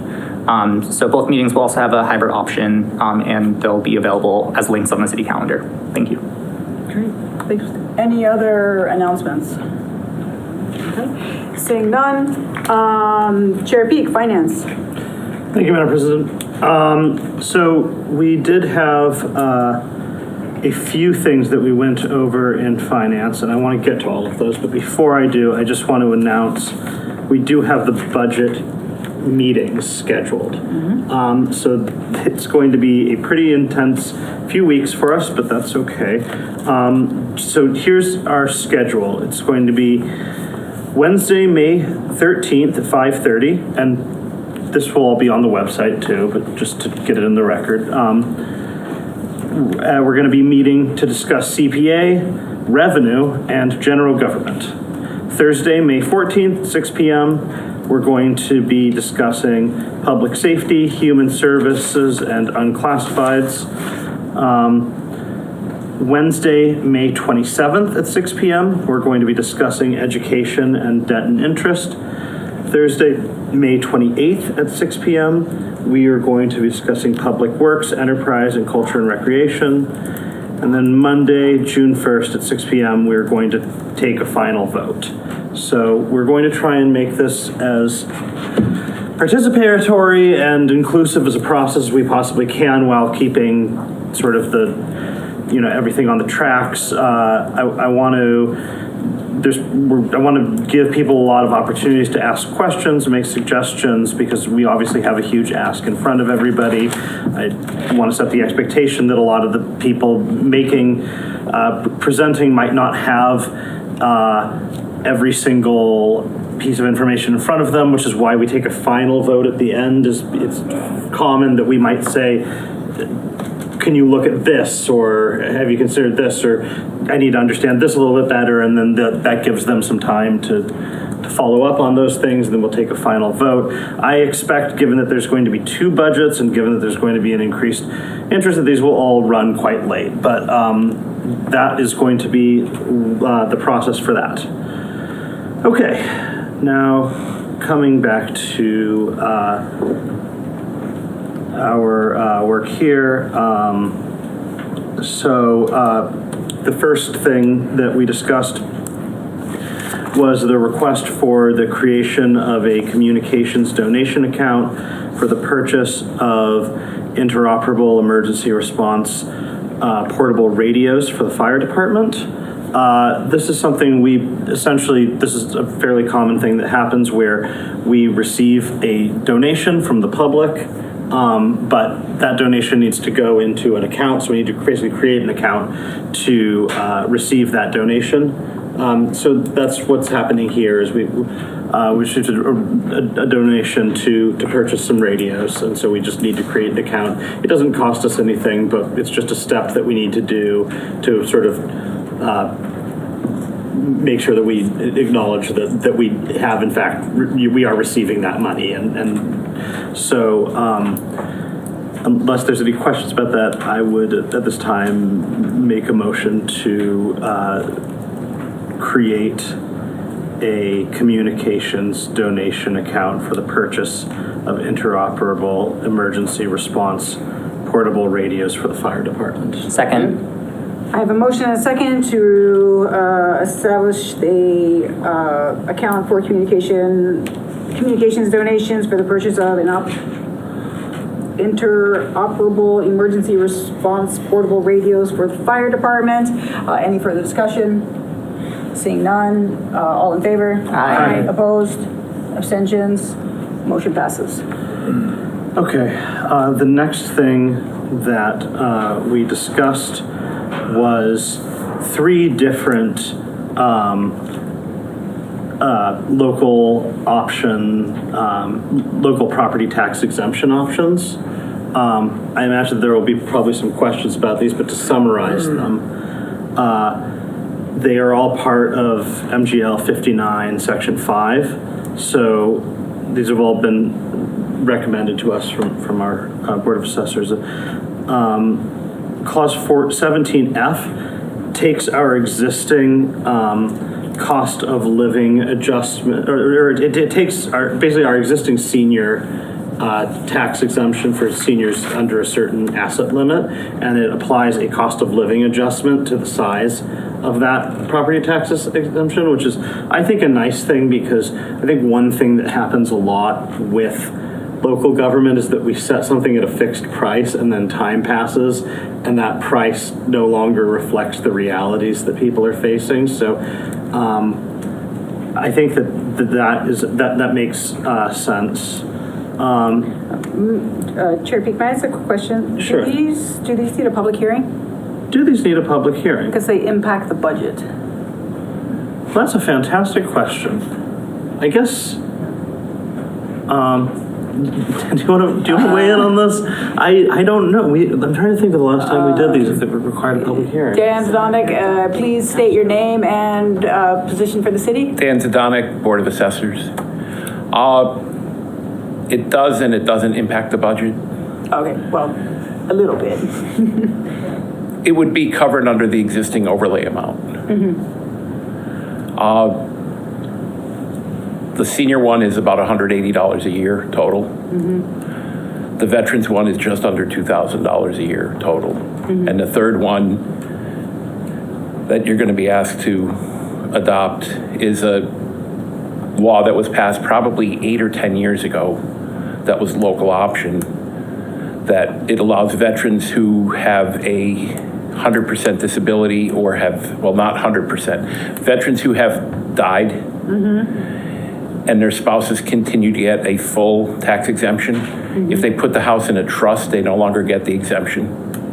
And this was corrected, I think it was 2018, it was put through, and several communities, most communities around us have already adopted it. It allows them to continue to get the exemption that they were entitled to. I feel like we already set a public hearing for this, did we not? No. I don't think so. Yeah, it needs a public hearing. Yeah, I said it. Okay, I think let's assume that it does require a public hearing. Yeah, because it's mass general law. So I'll just, One point with this, it needs to be adopted prior to July 1st. Yep. To take effect for next year. Yeah. So there's no rush. It doesn't have to be done tonight. You could do it at your last meeting in June and it would still be fine. We don't want to wait that long. Maybe we don't. I think what I'd recommend is that for all three of these, we just schedule a public hearing for our next meeting, or do we want to do the first meeting in June? I'm trying to think which would be better. I don't want to do it too much longer after that. I think it'd probably be good on the 20th. Yeah, and I don't think these are going to be very long. To me, these were very uncontroversial. These were very feel-good things, so I don't think these are going to take up like 2 hours or anything. But, so with that in mind, Dan did a good job. So the one of them's for the senior exemption. The other two are related to the veterans exemption. One of them applies a COLA to the veterans exemption. The other handles people, situations where there's someone who's passed away under specific circumstances and the house gets put in a trust and basically allowing the exemption to continue there. It's a sort of a niche case, but it's very, very important to a small group, to at least one person in Easthampton is what we discovered. So make a motion to set the public hearing? I would make a motion to set a public hearing for all three of these for Wednesday, May 20th at 6:15 in these chambers. Second. So I have a motion and a second to set a public hearing for Mass General Law, Chapter 59, Section 5, Clause 17F, Annual Cost of Living Adjustment COLA for certain exemptions. Mass General Law, Chapter 59, Section 5, Clause 22G, exception to reimbursements for legal and sufficient beneficial interests. Trusts, Mass General Law, Chapter 59, Section 5, Clause 22I, COLA for veteran exemptions. Any further discussion? Seeing none, all those in favor? Aye. Opposed, abstentions, motion passes. Okay, the next thing we discussed, well, there was the supplemental appropriation, but we already did that. There's an interdepartmental transfer request for the Community Preservation Act to transfer $7,950 from CPA undesignated fund balance to CPA admin expenses. So I'll also go ahead and set a public hearing for that for the 20th at 6:15 in these chambers. Second. So I have a motion and a second to set a public hearing for the interdepartmental transfer request, Community Preservation Act CPA, transfer of $7,950 from CPA undesignated fund balance to CPA admin expense. Any further discussion? Seeing none, all in favor? Aye. Opposed? Abstention? Motion passes. And that concludes. All right, thank you, Chair Peak. Chair Newton, Public Safety. All right, great. So we have had 2 meetings since our last city council meeting. On April 28th, we discussed the we reviewed the language in the traffic rules and orders, and we do need to request an extension of 60 days to continue work on that. Second. So is that a motion? Yes. So okay, so we have a motion and a second to extend by 60 days the review of language in the traffic rules and order. Any further discussion? Seeing none, all those in favor? Aye. Opposed? Abstentions? Motion passes. Great. We also met with Chief Alexander yesterday at our meeting, and we worked on the e-bike regulation, and we have made some good progress with that. Our next meeting is on June 2nd, I believe, and we're hoping to have, that completed by the beginning of July. Great. Thanks. That concludes. That concludes. Great. Appointments. Chair Smith. Thank you, Madam President. We have not met since our last city council meeting. However, I would like to propose a meeting for Monday, May 18th at 6 p.m. to discuss our, to discuss our ongoing agenda items, to review our boards and committee vacancy and recruitment methods, our appointment committee handbook, and for the city council president appointment for Councilor Jonathan Schmidt to the TNGDI committee. Great. Thus concludes. That's good. Ordinance. Chair Jamar McQuaid. Thank you, Madam President. So the Ordinance Committee last met on April 28th. We again discussed the proposed wetland protection ordinance, and we got another short overview from Ava Gersel, the conservation agent, and she was able to answer a couple specific questions that the councilors had, as well as people from the community in general. After discussing, the committee voted unanimously to recommend approval to the full council, and the public hearing is already set at our next meeting, May 20th at 6:15. The next item was request from the HR director to remove the request to amend Chapter 7, Section 7-17, Exhibit A. The request was made by the HR director, just given the current financial circumstances of the city, but they established they will probably revisit or reintroduce a similar request later once we get a handle on our budget. So with that, I would like to make a motion to remove without prejudice the request to amend Chapter 7, Section 7-17, Exhibit A, classification of employees, to remove certain positions from the classification plan which have been incorporated into the collective bargaining unit. Second. So we have a motion and a second to remove the request to amend Chapter 7, Section 7-17, Exhibit A, classification of employees, to remove certain positions from the classification plan which have been incorporated into the collective bargaining unit without prejudice. Any further discussion? Seeing none, all those in favor? Aye. Opposed? Abstentions? Motion passes. And while we're removing things without prejudice, something else got added to our agenda a couple weeks ago regarding the creation of a recreation director position. So the committee hasn't had a chance to discuss this, but it was put on our agenda before we were aware of the budget crisis.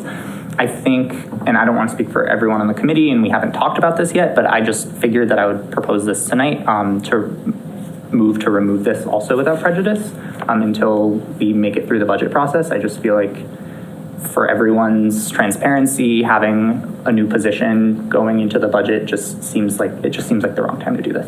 I'll make a motion to remove without prejudice the request to amend Exhibit A to add new pay plan position of recreation coordinator. Second. So I have a motion and a second to amend, to remove, the item to amend Exhibit A to add new pay plan position of recreation coordinator. Any further discussion? Counselor Schmidt? Thank you. I guess I'm just curious if anybody has had any conversation with, I guess the Parks and Rec director around this, just so we're not like springing it on them. I think what you're saying is totally reasonable, and I definitely support the logic behind it, but I just don't want to blindside city staff either. Yeah, so. Counselor Jamrog McQuaid, or Chair Jamrog McQuaid? Yeah, so I haven't spoken with the Parks Director. I mean, I was never really given much correspondence to go with this. It was just sort of put forward and put on our agenda. So it felt like it just, and that's why I wanted to remove it without prejudice, because if there is a good reason for them to come back once we have a better handle on the budget, I just think that like in the grand scheme of things, I think optics is a thing to point to as well. Like, I just don't think it looks great for us to be adding a new position right now. But I also just think that in light of what the HR director and the request that she was making, that there's just a reevaluation going on about what the need is for the city and the different staffing at the different levels. So it just felt prudent. Vice President Jadzik? Yes, thank you. I actually think Director Mason is online tonight. I'm not sure if he's paying attention at this point or not, but we could ask him to jump in while he's maybe getting himself online if he is there. I have spoken briefly with him about this, and actually, I see he's online. So Director Mason, maybe you can speak to this. Director Mason, before you speak, I just want to acknowledge that we also have the chair of the Parks Commission online as well, and I know that she worked on this, but Director Mason, do you have a comment? Yeah, so this is not being added to the budget. This position is just being put into the pay plan as a placeholder for potential years down the road when it can be funded. So it's setting it up so we don't have to go through a process that could take months upon months to get done. So it's just putting a placeholder for position for future. It's not in the budget for next year or at this time. That's a helpful clarification. I saw other hands, but I saw Councilor Kwasinski's hand first, and then Councilor Peak. I was going to suggest that in the future, that if we're going to recommend taking something out, that we make every effort to reach out directly to the directors before we take any action. So I think that's appropriate. That Mr. Mason is here and has been able to talk to it. I think that's important, but it would be nice to get a heads up in a direct private conversation. I think that's probably a better procedure for all of us to follow. To speak directly to what Mr. Mason said, I'm a little reluctant to approve anything, even if it is a placeholder at this point. So, Councilor Peak? Yeah, I guess my general, I am aware of the optics of it, but I guess my recommendation would be to at least keep it on the agenda, even if it doesn't get seen until after we get through the budget season, just because it doesn't actually have any budgetary implications. And we have been in situations before where we found ourselves in a position where, whether through a grant or through just a various development, it's made sense. Maybe a higher position has retired and we decide that we actually like to go one step down, but we don't have the position in the pay plan to do that yet. And so I just, I appreciate it from an optics perspective, but I just don't actually think that it is necessarily in our best budgetary interest, to not just have something in the pay plan to allow us to act quickly if an opportunity presents itself at some point, whether that's next year or in 5 years. That's just my take on it. Councilor Markey? I'd like to remove my second. So I have your second removed. Does anyone else want a second, or Councilor Jamrog? I'll second the motion if Do you want to remove your motion? Or, so we have. I would second. All right, so we have a motion and a second. again, to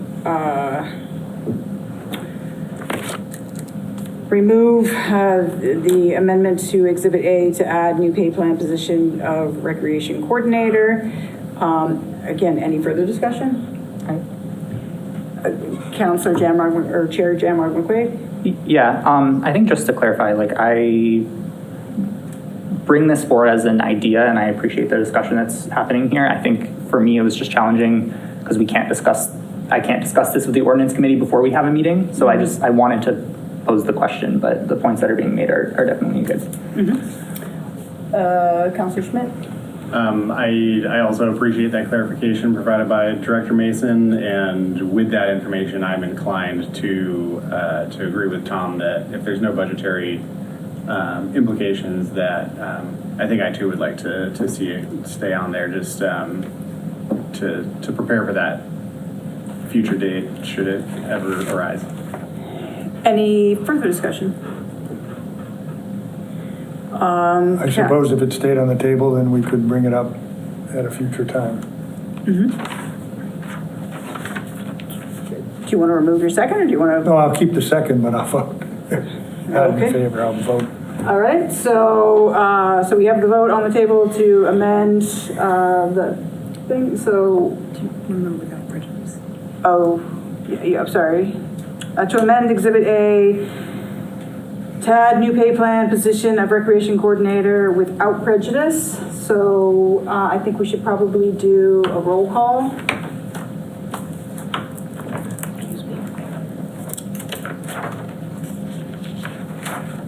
Okay, Felicia Jazek? No. JP Kwasinski? No.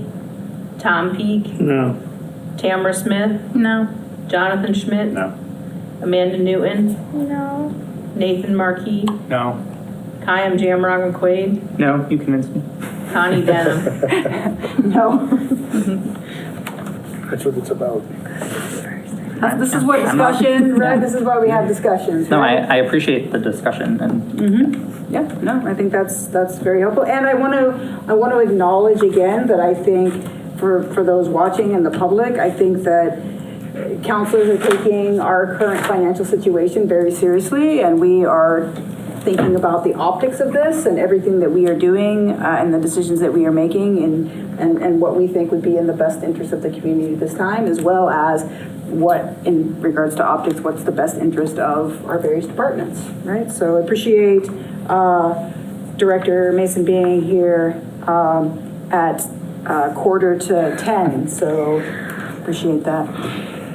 Councilor Jamrog, or Chair Jamrog McQuaid? yeah, so just to finish my report out, we are working on getting through some of our other old business items. We have a pretty long agenda, so that's including the ordinance review committee report, the sandwich board signs, residency requirements for boards and committees in the following sections of the housing partnership zoning recommendations. We're meeting twice this month in May and twice in June to hopefully give us some time to make progress on that. Our next meeting is May 12th at 6 p.m. in conference room 1. And then I'll also just call out that we set public hearings and continued the zoning public hearing for May 20th at 6:15 in these chambers. And thus concludes. Great, thank you so much. Property, Chair Kwasinski. Well, we've discussed property quite a bit already this evening. So we'll be staying tuned to see what the schedules will be and how that will all work out. We're working with Allison and with Michael regarding those matters and setting the dates and getting everybody informed. That concludes property. Great. Rules and government relations, We do have- Councilor Kwasinski. We do have a code of conduct for appointed members and boards and committees and commissions, and that remains on the table. I would expect that if there's an appetite to deal with that while we deal with budgets, I'm happy to do so, but I'll confer with the other members of the committee before doing so. I would request a 90-day extension on that matter. Second. So we have a motion and a second to extend the code of conduct for appointed members and boards and committees, commissions by 90 days. Oh boy. Any further discussion? No. All those in favor? Aye. Opposed? Abstention? Motion passes. Great. New business, Vice President Jedzik. Do we need to address the election warrant first? Yes, but I'm looking at it. Yeah.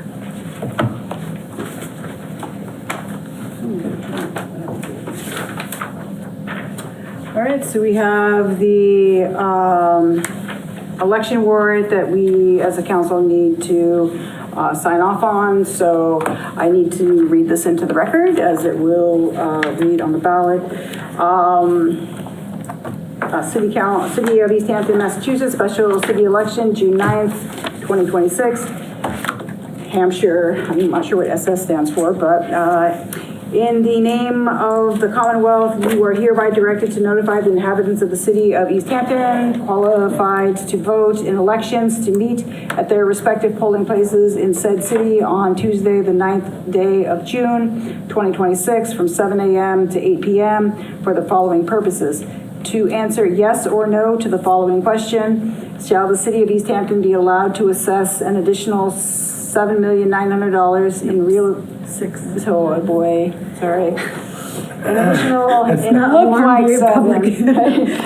Assess an additional $6.9 million in real estate and personal property taxes for the purposes of operating the municipal government and public schools for the fiscal year beginning July 1st, 2026. The polling place for all precincts 1 through 5 will be at Easthampton High School, 70 Wilson Avenue. It is hereby directed that an attested copy of this warrant be posted in a public place at the Easthampton Municipal Building, 50 Payson Avenue, at least 7 days prior to the date of said election. Given under our hands this 6th day of May, 2026. That's in form of is that a motion? I think it has to be a motion. So that was in the form of a motion. I'll second. So we have a motion and a second to approve the City of Easthampton, Massachusetts special city election, June 9th, 2026 warrant. Any further discussion? All those in favor? Aye. Opposed? Abstentions? Motion passes. I'd like to make a motion to send the authorization for Emerald Place preliminary eminent domain proceedings and the authorization for Parsons and Ferry Streets preliminary eminent domain proceedings to the property subcommittee. Second. So I have a motion and a second to send the authorization for Emerald Place preliminary eminent domain proceedings and authorization for Parsons and Ferry Streets preliminary eminent domain proceedings to property. Any further discussions? Seeing none, all those in favor? Aye. Opposed? Abstentions? Motion passes. I'd like to make a motion for City Council action request adoption of Master General Law, Chapter 60, Section 3D, to establish a Neighbor in Need Fund to the Finance Subcommittee. And I guess I'll just do this all in one group. And also I'd like, in the same motion, to send the supplemental appropriation request for 800 and... We need to do it first. You have to do the first reading of that. So just send the first item. Yeah. Sorry. Let me repeat this. Motion for adoption of Mass General Law, Chapter 60, Section 3D, to establish a Neighbor in Need Fund to the Finance Subcommittee. Second. So we have a motion and a second to send the adoption of MGL Chapter 60, Section 3D, to establish neighbor-to-neighbor fund to finance. Any further discussion? Seeing none, all those in favor? Aye. Opposed? Abstentions? Motion passes. All right, and then Chair Peak. Before I do this, I actually have a little bit of a logistical question. Is there a sense, do we have a sense from the city of when this needs to be completed? Auditor Patel, are you still on the line? She's still awake. No, she's not there. The reason I asked... think this actually does have to, because I think this, we have to be able to pay for the month of June. That's what I was told. Yeah, so it has to. Okay. So we're going to have to get a little bit creative with when we fit this in next week, given that next week we have a special meeting on Monday. And then Tuesday, we're gonna have Could to we add figure- them at the end of a budget?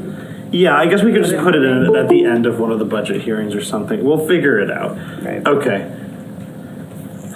So, request is hereby, so I'm gonna make a motion to move this to finance and do the first reading and set a public hearing for May 20th at 6:15 in these chambers as a single thing.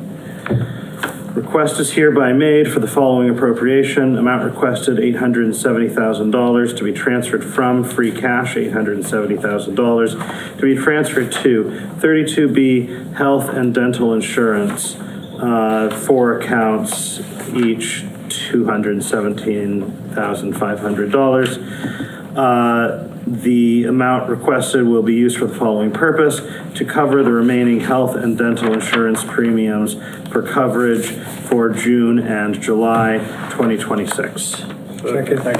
So we have a motion and a second for the supplemental appropriation request for $870,000 from free cash to 32B Health and Dental Insurance to cover the remaining health and dental insurance premiums for coverage for June and July 2026, as well as to set the public hearing for May 20th at 6:15 in these chambers. Any further discussion?